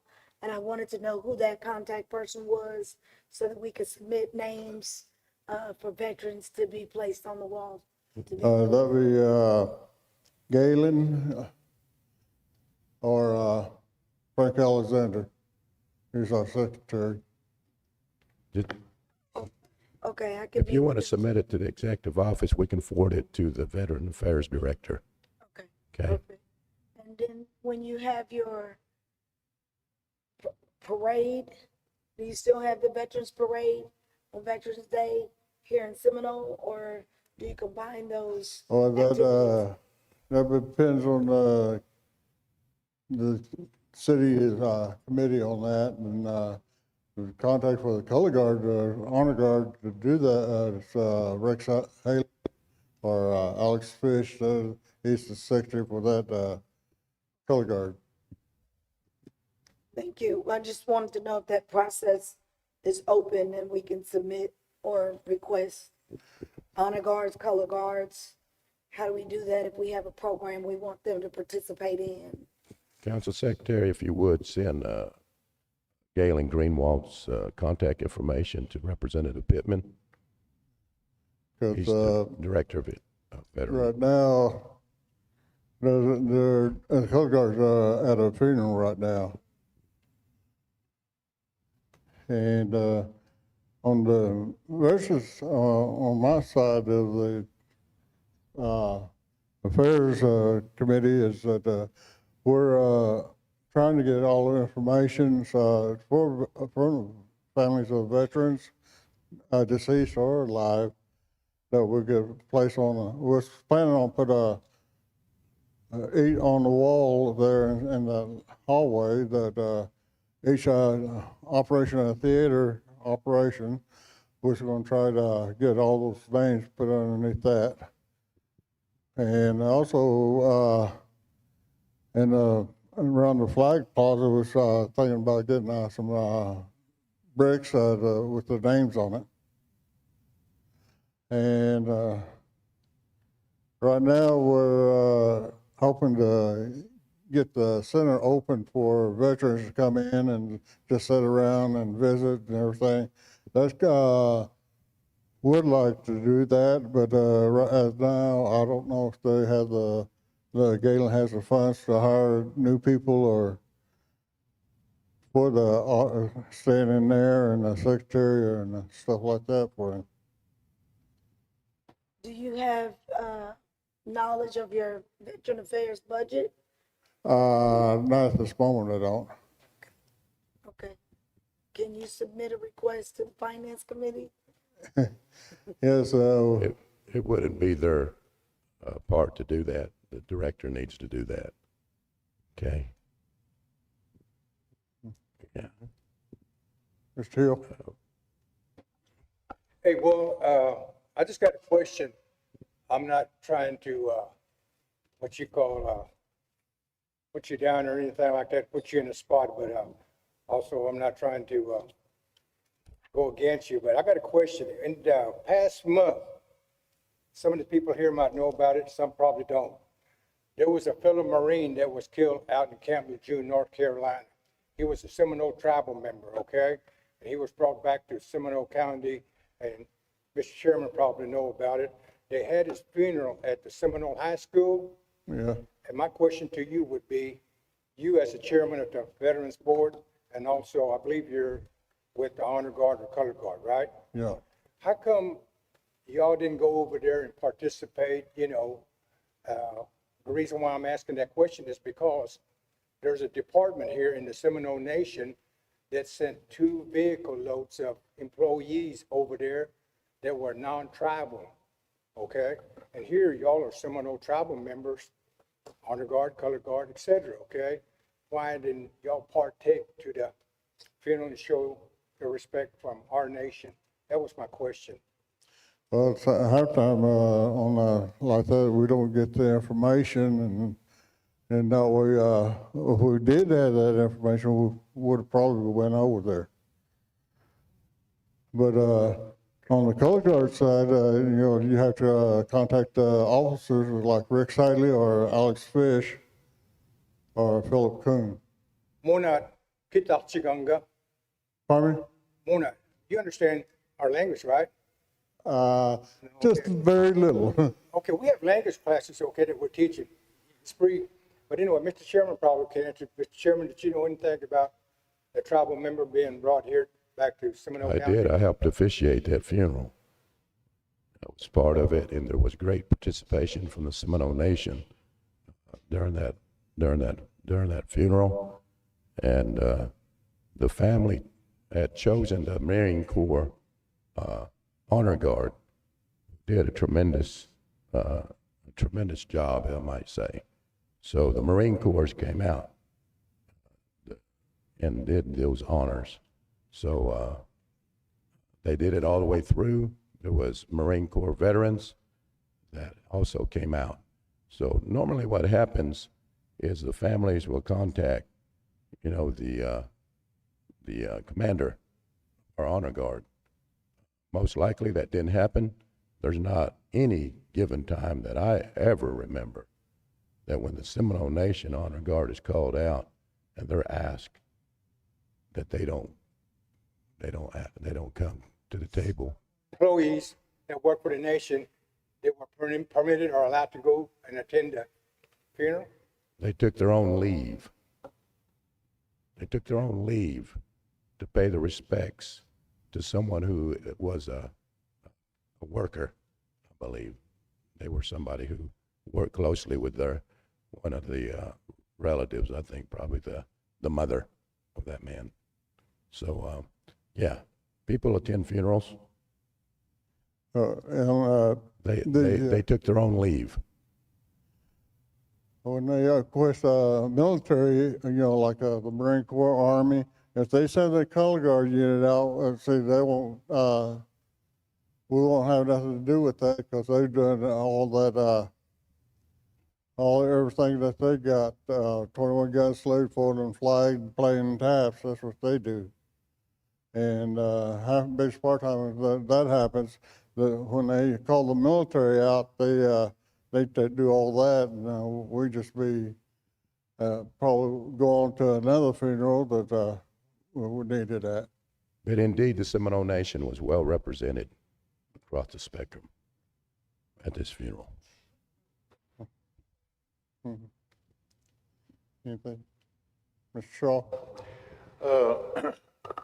I know it doesn't pertain to the Veterans Affairs up here, but it was announced the other night, and I think the council needs to know about this, that there's going to be a, what do they call it, honor guard, competition or something like this down in Florida Uh-huh. in the next few months, so, we might wanna consider trying to help when they do have, they're gonna try to have a fundraiser from what I understand, so they can raise more money, so they can go down there and participate in this. So, we need to keep them in mind, and, I wish Mr. Haley was here so he could tell it, but, I'm gonna ask, administration, if you will, talk to Mr. Haley to have him I'm to put aware out of it.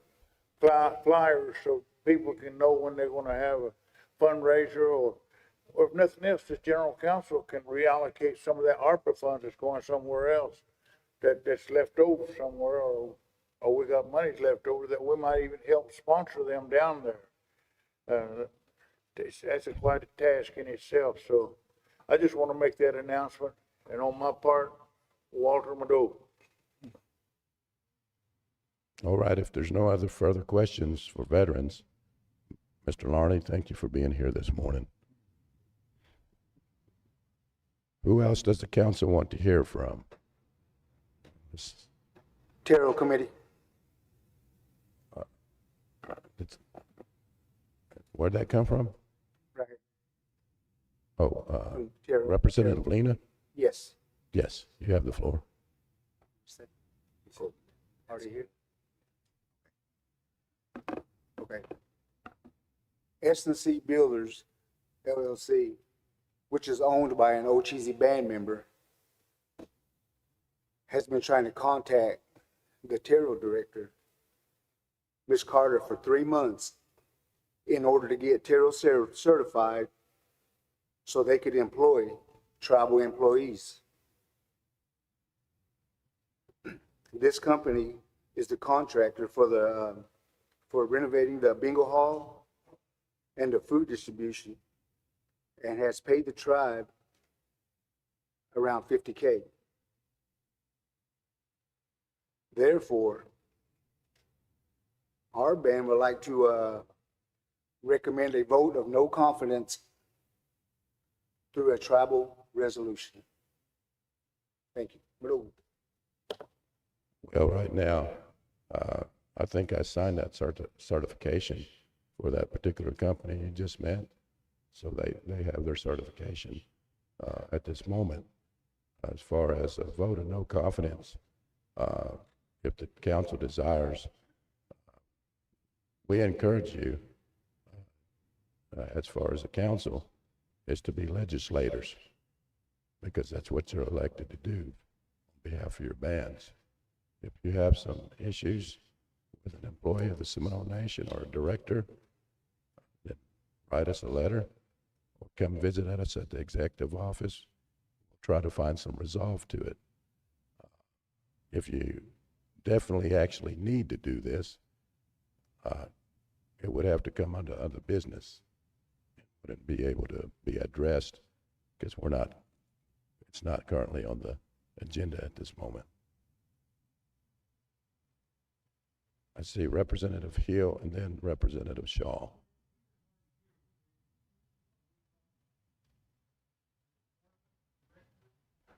Well, we're on committees right now, and the Terrell Committee, or is there anybody from the Terrell Board here?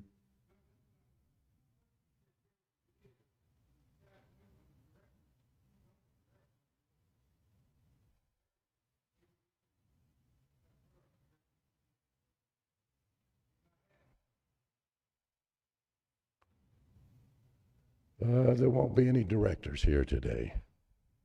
No. No, but if you want to ask a question, we'll direct it to them and get back to you.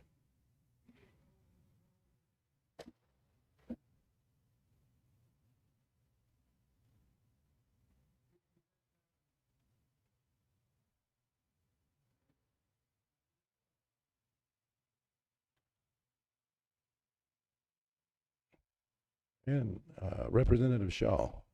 Finance Committee. Finance, we do have people from finance here. Well, I'd like to ask some Okay, questions on go it. ahead and ask a question. We have council representatives here from the Finance Committee. Okay, you can And we answer. have a budget officer as well. but she's not on the committee.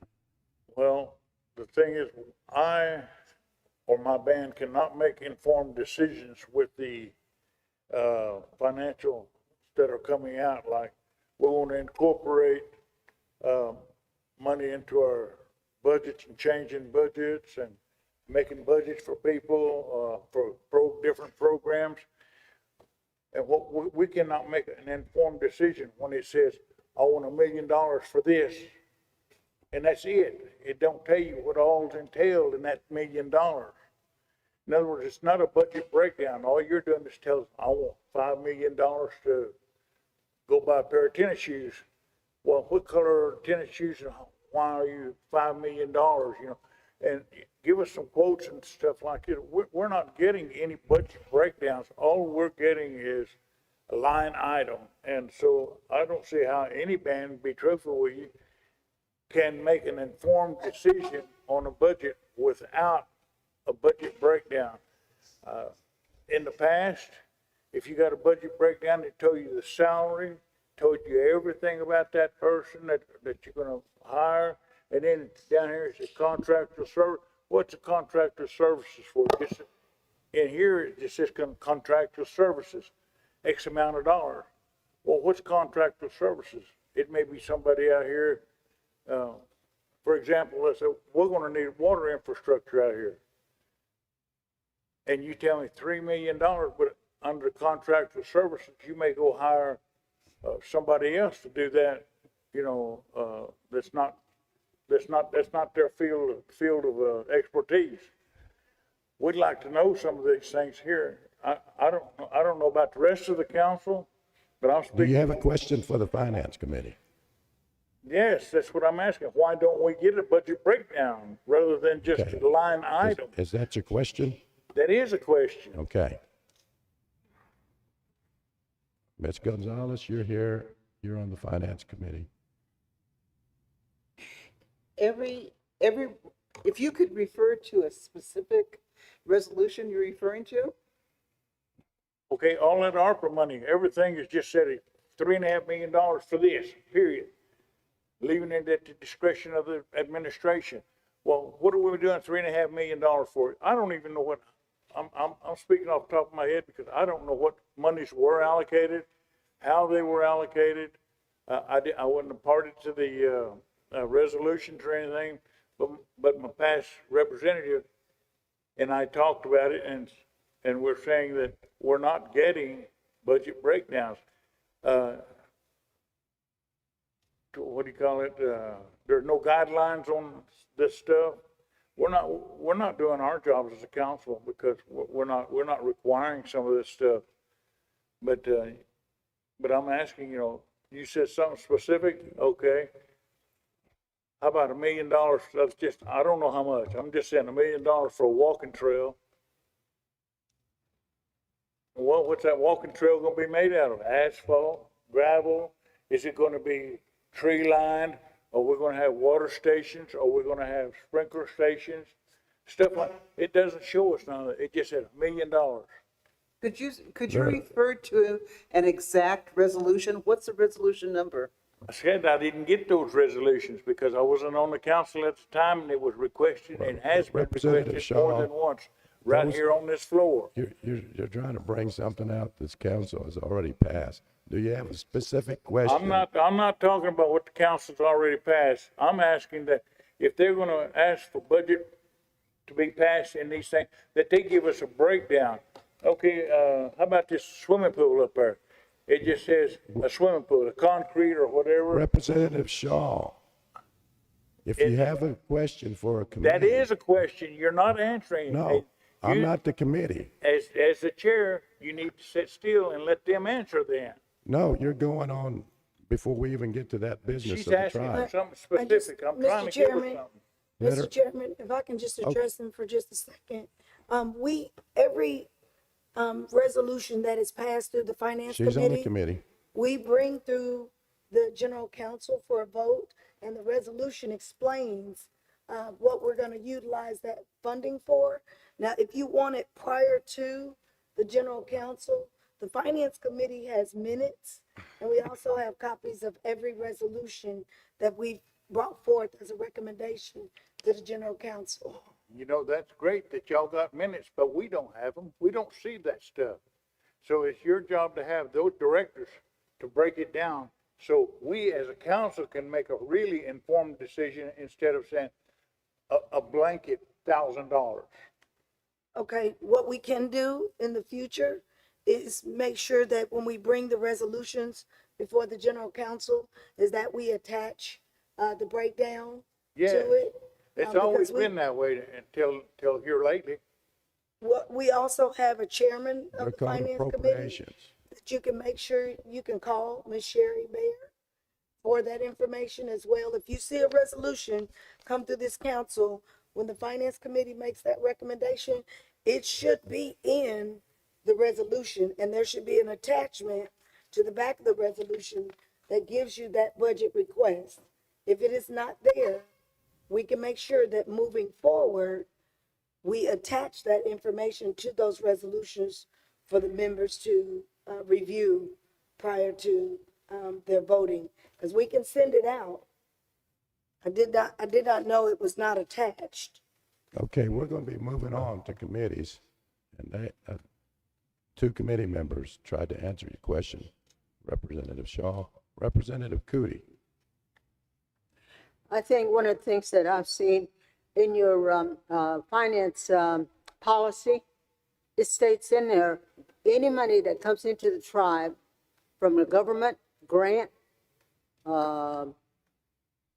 any monies that is generated when it comes in, when it goes out to different programs, you're supposed to put it in the budget form like it says.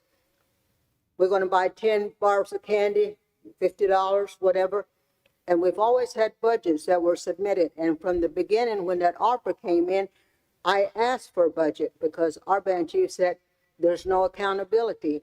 So in your policy, it says that you have to account for every penny that comes into the tribe, meaning you have to show the council what you're spending the monies for, the breakdown, and that's what Wayne is talking about, I think. Look at your policy, and they'll tell you exactly what you have to do. You mean like the So 22 that's what it million is. that was spent in CARES and it never came to this council? So, Something, but anyway, something like that read one? your policy. Something like, in reference to that? Everything the council spent has been approved by the council. So I understand what you're saying, but there was $20 million spent, never come across the floor of this council. But that's not important, is it? Well, I might go ahead and put that on the portal since everybody's so interested. Everything that's in this administration has passed at this council. We have brought everything to this council. Okay, any other committees? I saw Representative Dithrid's hand first, and then Representative McCoy.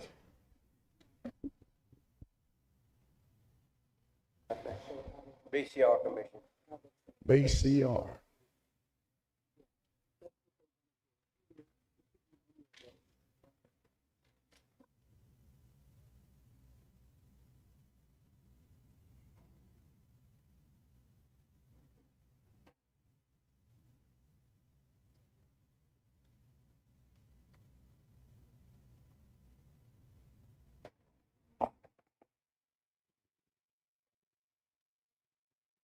Chair, is it the committee that needs to come up, or is it the employees that need to come up? Since Well, we're it's on commissioners, committees. actually.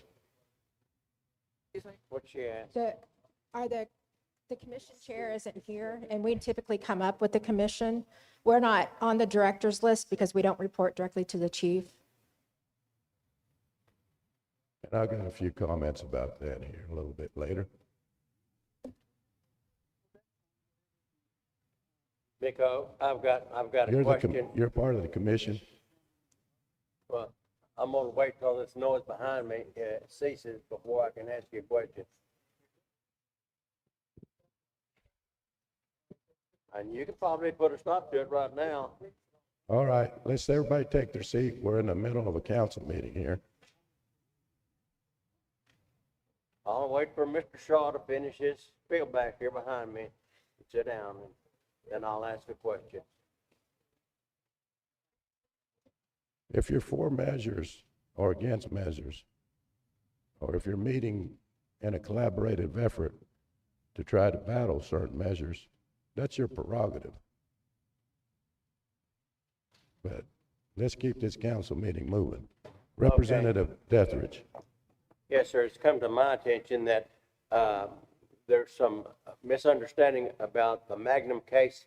I know that I seen a resolution where there was a war chest developed. And now I understand that we want to expand that war chest money and use that war chest money for John Tacita or some other aspect. But the resolution says it will be used by the BCR Commission to fight some taxation issues on Magnum taxation stuff. Can we have somebody to expound on what the difference between Magnum criminal case and Magnum taxation case is, those two things? Absolutely. And I think you sort of encapsulated it just now. So the difference is the precedent set with Magnin only affects, similar to McGirt, affects criminal jurisdiction, right? It doesn't expand or bleed into taxation or regulatory authority. And that's sort of what we're trying to do. We're utilizing Magnin, as that case was decided, as a catalyst to expand what that means into ad valorem property tax and things of that nature. So we're utilizing it, but also setting a new precedent by utilizing it. The bottom line question in Magnin is, were those properties ever taken off restricted status? Were they? Some of those properties were not, because the housing authority of that period of time did not go through the proper process through the Department of Interior and get those restrictions taken off. So therefore, even though there might be a legal way to go after it and go about it, the Interior needs to answer that question, because it already went to federal court. It already went to federal court. Oklahoma had an opportunity way back there when I think I might have even been on the council, trying to think, years ago. But the thing about it was, they did not do their appeal. So therefore, we got to answer the question, what is the fiduciary trust responsibility of the Department of Interior in this matter? They're always quoting to us about federal court rulings, this and that and that. So we're going to talk to them face to face, eye to eye, so to speak. And they're going to give us an answer, because a federal ruling has already been said that those were not properly taken out of restriction status. And that's where we stand as a Seminole Nation. And we were supposed to already have this done 20 years ago. My concern as again. far as this war chest is concerned, if you think for one iota of a minute, any of you think we're going to spend that whole war chest on Magnum, you got another thing coming. You will need to amend that if that's what that resolution says, and it was a verbal resolution. I don't know whether it was a verbal resolution or not. Yeah, it came right off the floor. And the thing of it is, if that's what we're doing here as a tribal nation, saying I'm going to put 160,000 into Magnum, maybe it'll take it. I don't think that it will. Miko, I really do not want to argue this situation at all, especially with that sound going off. It must be 12 o'clock, time for lunch. But Resolution TR 2023-31, basically it says that the money will be used, there will be a war chest developed, and that money will be used for some Magnum taxation issues, sound like to me. I'm not a lawyer, but I understand that there's like $171,000, 171, 216, 39, the war chest. says, the General Council of the Seminole Nation of Oklahoma desires to reserve the war chest in a separate account to be used to fund specific litigation more commonly referred to as Magnum cases, where the county has imposed improper taxation in the form of property taxes upon Seminole properties still held in restricted status and therefore exempt from property tax. And I'm just saying, we need to find out if the BCR can use that Magnum monies, this war chest, for this, because I think that's what the resolution says. And if it's different, then let's change it. It doesn't hurt my feelings. I think they can use some of it, obviously, but if we, as a governing body, an executive office, think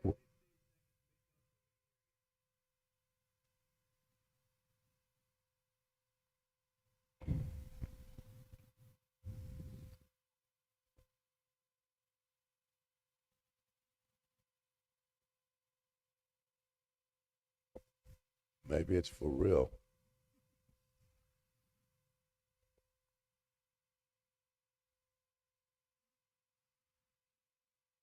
Wow, that's a long one, isn't it?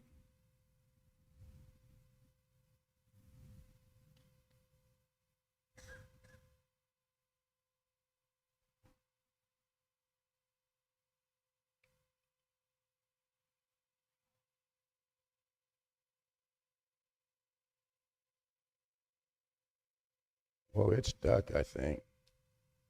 It never went that long before.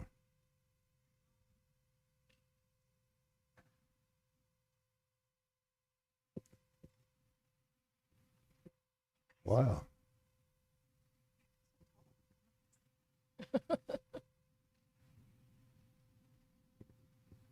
If this one's going off, they're going off all across Seminole County within the reservation.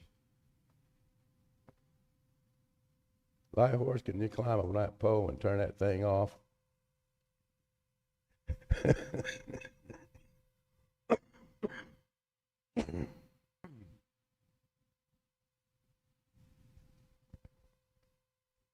Five minutes.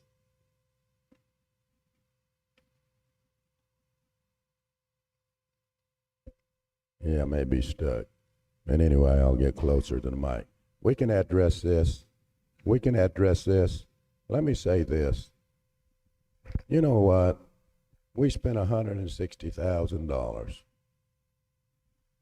few years ago. No, I'm going to tell you something. No, let me tell you something. I don't like you walking towards me as if we're going to have a fight, because we're not going to. Oh, believe I'm me. just trying to make a point here, No, Miko. I'm addressing the council. No, you use that bully tactic on somebody else, but don't use it on me. You're out of order, sir. Yeah. No, I'm not. I'm addressing the council. You bet there ain't going to be a fight. I can guarantee you that. But I will say this. This council spent $160,000 taking the tribal court to court, and we lost. There's some things that the legislative could do, and as assistant chief, I gave you the solution how that could take place when I was the assistant chief. But there were people on this council that said they won't think we have any power. Let's go ahead and take them to court and remove the court advocate. And all you had to do was change tribal law. But we spent $160,000 and got beat. And then what? We turn around. We turn around and change tribal law. So if there's things that need to be amended within any resolution, you can do that. We don't have to make things so difficult in the Seminole Nation. We don't have to do that. May I say, as far as the Magnin cases have gone, as directed by council, BCR Commission has been working with the AG's office. She has a report that has updated the work that we've done to date. And there's also an estimate of costs that it'll be, because like Danielle said, in order to get something moved from the criminal jurisdiction to apply civilly, we're going to have to take test cases, and we discussed that at a previous council meeting. And so we've looked at several cases, and we've pulled the records from the courthouse for those cases, and we're giving those to the AG's office to review so that we can move forward. It is something that's going to have to be taken through the state court before we can jump over to the federal side. And that's all I wanted to say too, is the AG is supposed to provide an annual report at the annual meeting, and I do that on paper. It's here if anyone would like a copy. There are 2 pages on Magnin. It's exactly as the executive director says, and we anticipate that the first case might cost as much as $50,000, but if Interior would accept its fiduciary duty and resolve these issues with county, it'll be much less. But we do probably need to go back and look at the funding sources for this and Mr. Tsuda's contract and some old resolutions addressing those issues, and amend those if needed. But everyone, I've made enough copies of my report for everyone.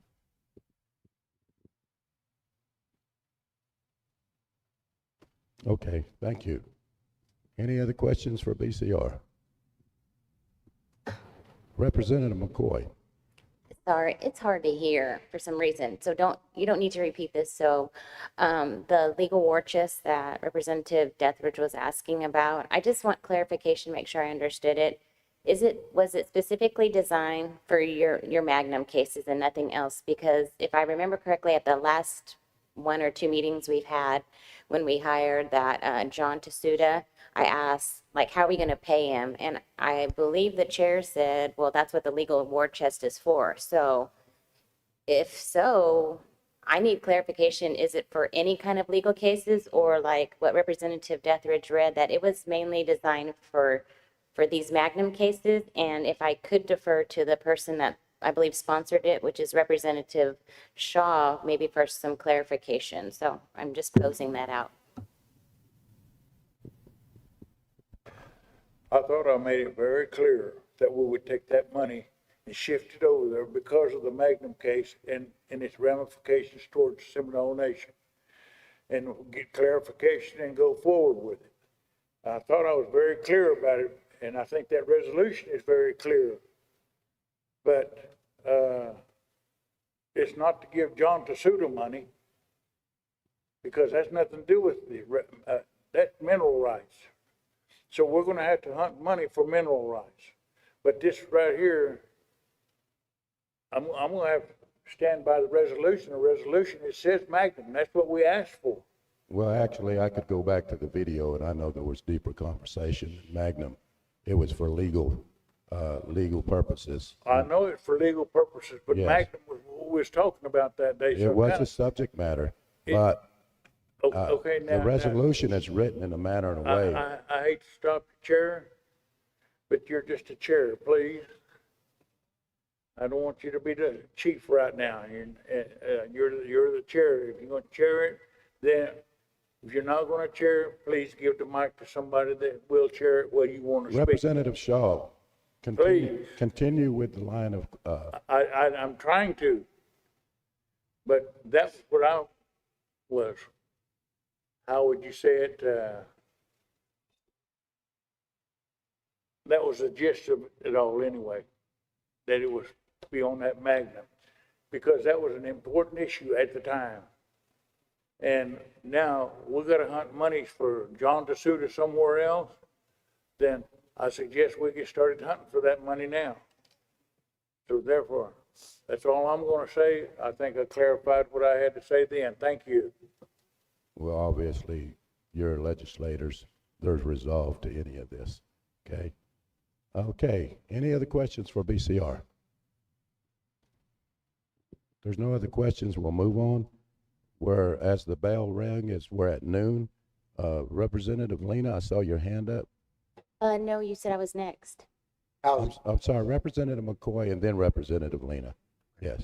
I was out of my chair when I guess this was mentioned. Can you clarify that under new business, we will not be having the directors present? And if so, can you tell me why or repeat the answer? Well, the reason that we were not having the directors today was because we have a lot of there's a reason why there's some chairs empty here today. And there's a reason why there's a spread that's taken place even in our workplace. And that was a call by the chairman of the council, who wears a hat of the chief of the Seminole Nation as well, to try to limit the crowd that's coming here today, to protect you, to protect me, to protect those who would show up and attend. So they will be here at the quarterly meeting in December, banding that we don't have any kind of craziness go on with this pandemic. But there are people that's listening right now. Some of these are council representatives, Assistant Chief Palmer. So that had to be a decision that was made from the chair's position, because I'm over the overall duties of the functions of how the council proceeds. So it was a call that needed to be made, and it was made. So yes, you have that understanding. Representative Lena. Housing, please. Is housing here today? We have a few board members. Yeah, come on up, Mr. Yerby. And this is what I want to say. It's hard for me to control my dynamics of my voice when it's in this bad shape as it is. And I know that I sound maybe abruptive. I definitely don't mean to do that. And Representative Denters, I would never try to threaten you or try to engage in a battle with you physically, or even, I mean, sometimes we have good talks, maybe even rebuttals or debates if I had another chair here to take my place. But that's not was not my intent earlier. And if that's how you perceived it, then the chair says he apologizes, because that's not how I perceived it. I know I'm a big man. I know sometimes when my voice is this way, I sound kind of abruptive, but whenever I get to the point where if I'm not the chair and I'm going to speak on a subject matter, I have to come to the front of the council. I'm used to that. I couldn't call on Chief Palmer because he's not here today. By no means did I mean that. And if that's how it was perceived, I ask for your forgiveness, and I also apologize.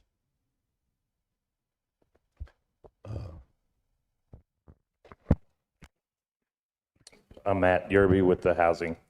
Yes, I have a two-part question. How long is the waiting list for the rental assistance? We have a band member that has been waiting for 3 years and hasn't received an answer in either way, just hasn't received an answer. The second is, has the nation submitted our plan for the Housing Assistance Fund to the Department of Treasury?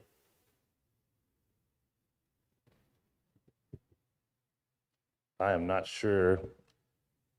I've just got told yesterday that I needed to come up here and represent it, so I'm coming up here with no notes, nothing. I'm just here to represent the housing, and I can take your questions and I can send them back to our director. And you're shaking your head, I'm sorry, but Yes. I'm here. Cena is on our commission too, and she could probably answer your questions better than I can. As far as rental assistance, those applications are pretty much processed and go along as long as they're keeping updated with the information.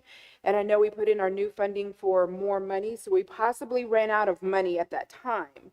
And we have been trying to, for several years, trying to get our, was it our IHB grant? And we finally just got awarded some more money. But we had put in our new yearly funding.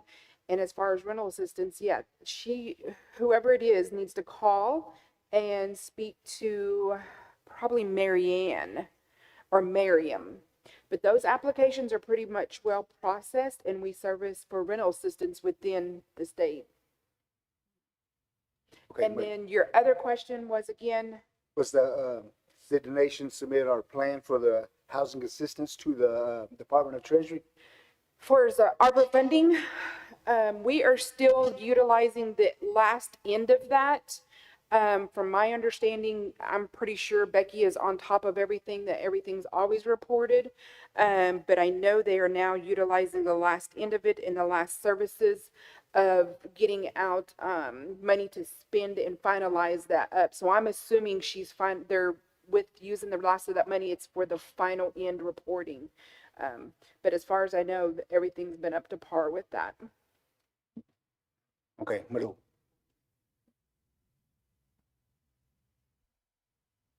Is that everything? Representative Shaw and then Representative Thunder. I have two questions. One is, now that we no longer have a director, I understand she's taking a job with the Bureau of Indian Affairs down here. So what is that going to do to her housing situation? Because she's living in housing only as a director of the program for free of charge. So what's that going to do for her for housing? Are you going to ask her to move? And the other thing is, I talked to her before on this council floor, asking her to investigate this up at Egan Dutchka, where that law officer's supposed to be up there. That's not a law officer any longer. Yes, and he's living there. And I asked her, she said, well, he could have that. I said, no, he can't, because you only put him up for temporary as long as he was supposed to be security out there. And she said, I'll investigate it. So I'd like to know where y'all are on the housing board. She should have told y'all something about it.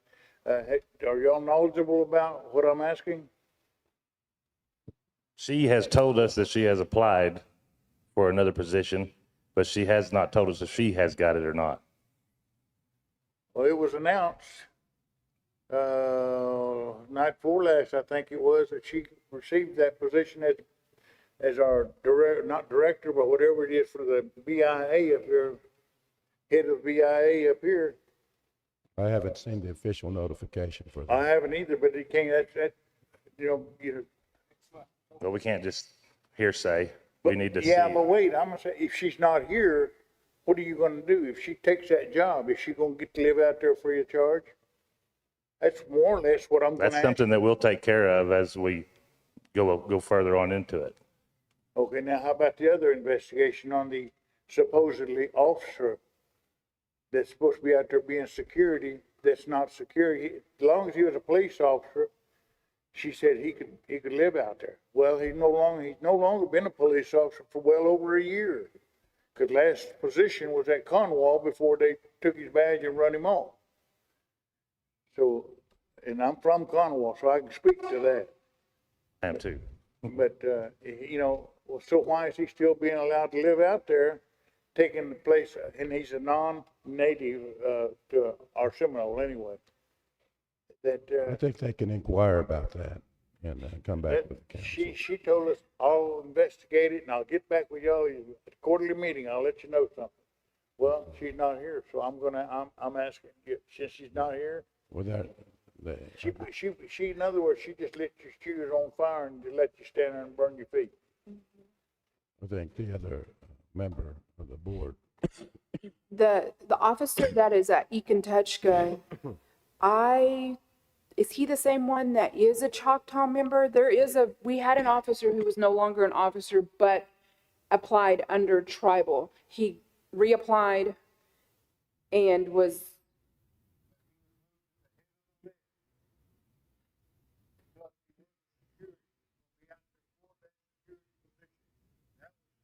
Is that the same officer? Mm-hmm. Yeah, I know he's over at Econtuchka. He was in there in the housing, and he was in there as far as security services. And then when I think, yes, housing was made notified that he was no longer working. From my understanding, he made application prior to that. But did they move Okay. him ahead of some people? Because that's what they said, they moved him Okay. ahead of people to put him Point in of that order, Chair. position. Actually, in Econtuchka, we usually have, I think right now we have 2 or 3 houses vacant. We always have homes over there that are vacant. So I can't say 100% sure, but at the time, there more than likely were homes vacant. We have not been able to keep that area, even in tax credit, same thing. We can't keep people in the homes. We've always had 2 to 3 vacancies a year, I would at least say. Okay, well, at your next board meeting, can y'all just try to get an answer for that particular But question? yes, we'll definitely take these back. We have a meeting, our meetings are third Thursday of the month at 6, Chair. 5:30, 5:30. Third Thursday of the month, First Thursday. third, the third. Third Thursday. Yeah, third Thursday of the month at 5:30. As of right now, they are open, but again, as influx of numbers, I'm not sure how that will look by that time, but it's the third Thursday. Okay. Okay, I see Chair. Representative Thunder first, and then Representative Lena, and then we'll come back to you, Representative Harjo. Representative Thunder? Yes, so I've been off of the committee for the last few years, and so I've been a little bit out of the loop, but when I was last on committee, we were working on the 80 acres. How is that development going on? And then I have another question after that. We just, okay, so actually on that 80 acres, that happened during COVID. What happened with that was when we applied for the grant funding, we did let executive know at that time that it had to be pushed through resolution. Everything housing does, even though it's separate, always comes to you, the council for resolution. At that time, executive had the AG draw up a letter and turned in our application with this letter. When they did that, HUD kicked it back and said it had to be by resolution. And since that happened, we missed presenting it here at council and we missed getting it. So honestly, we've been trying to get that funding. Becky's been applying every year, 2 or 3 times a year, trying to get that opening. And she just gave us notification, I think it was it Thursday? Did you remember that email? She just gave us notification that she got a phone call that we were just awarded $6 million for that. And so that 80 acres now will have a 22 rental and home ownership. We should hopefully, with getting issued that money, the bids and everything, that process, so hopefully sometime next year we'll be breaking ground and getting that. We've already had the environmentals and some of the water infrastructure and stuff going on out there, but we finally just got the funding. Okay, and then my next question is, when it comes to the minor and the major rehab programs, is there still funding available? Because I know there's been a couple of tribal members that have come to me asking, how do they go about applying and what criteria they need to meet. But I have always told them that you have to have, your documents, of course, and then, they're asking like how much it would be. And then they're also wanting to know if there was a waiting list, which I did, mention to them. But is there funding available as of right now?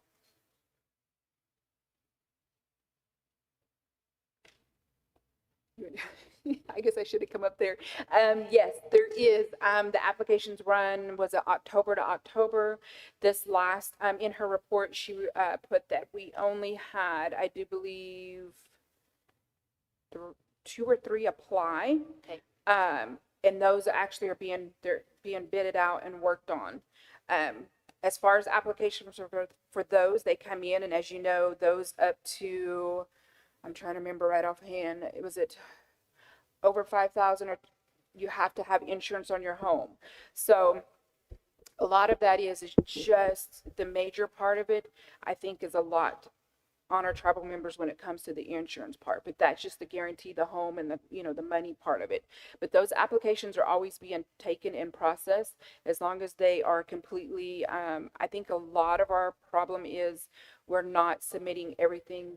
I know that's what we run in with. A lot of applicants are not completely filled out and to its entirety.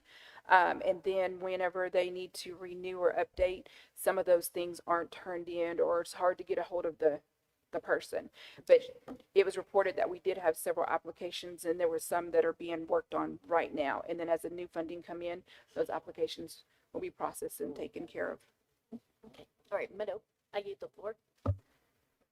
Okay, now Representative Lena. Yes, I just have a comment to make, because I am a resident of Econtouchka. And I believe if the Housing Authority would have done their homework, we actually have a retired VA officer out there who is an older gentleman, but he does take care of our neighborhood. And I believe that he is more suited for the job because he's a watchful person. He watches everything that goes on. And just the last couple months, someone moved out, and the grass was 2-3 foot high. And I seen this gentleman out there pushing a mower, trying to cut it down when it was hot. And the gentleman that these guys are talking about, you know, I'm not impressed. And I don't hold nothing against them, but all I see him do is stay there, you know. I don't know if he gets reports what goes on, because I seen many things go on, and I heard nothing was said. So I don't think he's doing his job, and I really don't think he's. I know he's not capable in my eyes. What I understand that was the conversation was, he no longer is that patrolman. He's just a resident, as you are. Okay, so That's what I heard. so I go back to Wayne. Why isn't a Seminole in that housing then? I mean, I don't understand. Well, and I can't answer for housing, but I used to sit on the Housing Commission at one time, many years ago.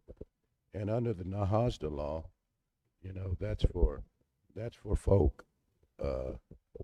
Obviously, we have tribal preference, but there are some that are not other tribes that live within our service area, that they're supposed to be also addressed within the law itself as well. So that's probably why. I mean, I would assume that is probably why.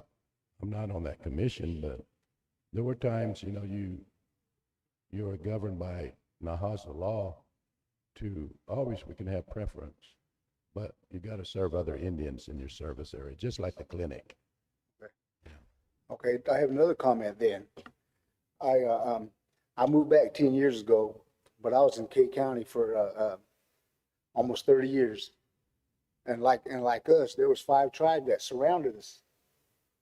And me, as a Seminole Indian, I couldn't get assistance from none of them. I definitely couldn't get assistance from housing. And they wouldn't even have me go to Votech when I was a younger guy. I was trying to get in Votech. They said, you're not our tribe. So that's why I look out for our people. Definitely. That's number one to me. Good words there, Representative Lena. Go ahead. Just to answer a couple of his questions. The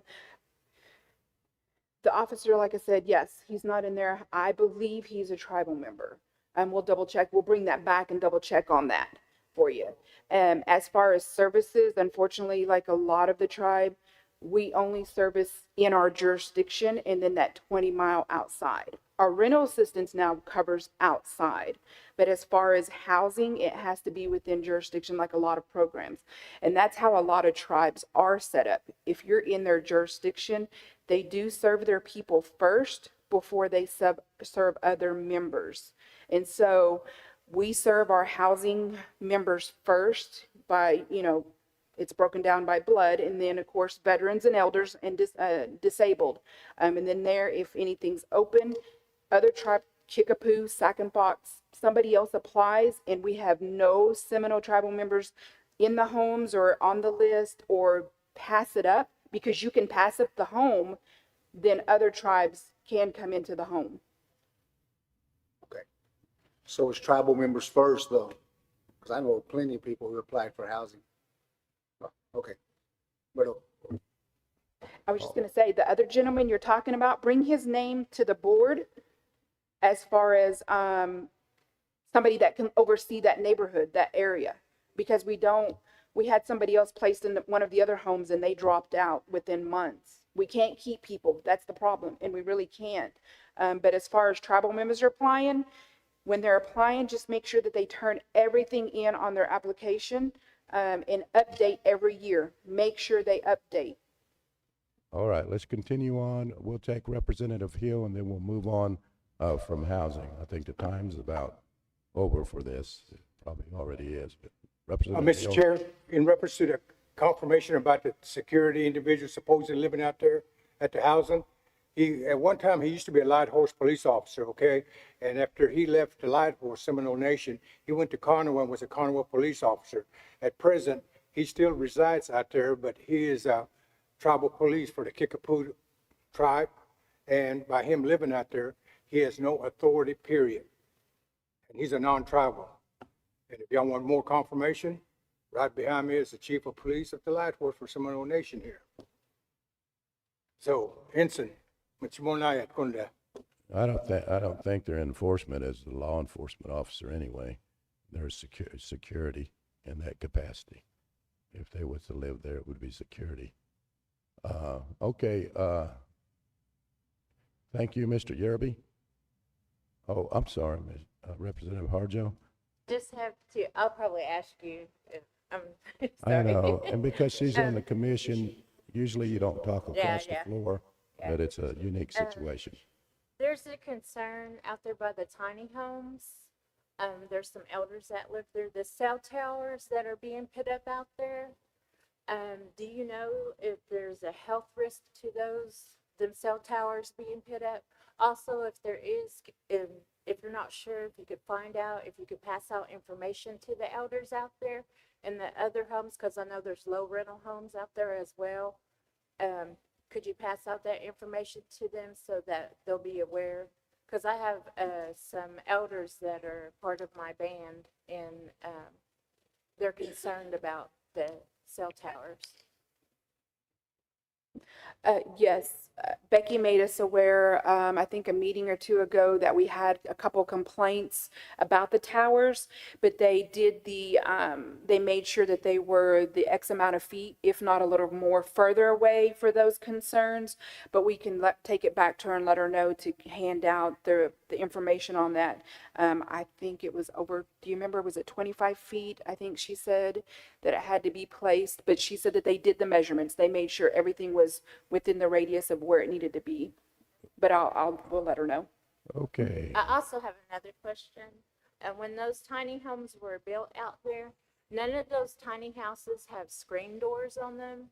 And those being elder homes, I think you would want to put a screen door on it for protection, because there's a few of our elders that live out there and they're wanting a screen door.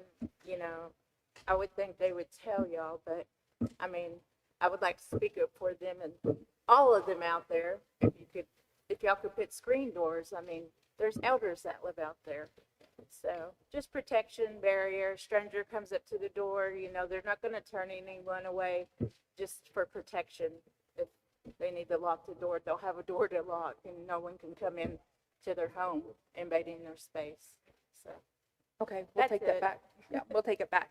Thank you. Okay, thank you, Representative Harjo, and that concludes our time for housing.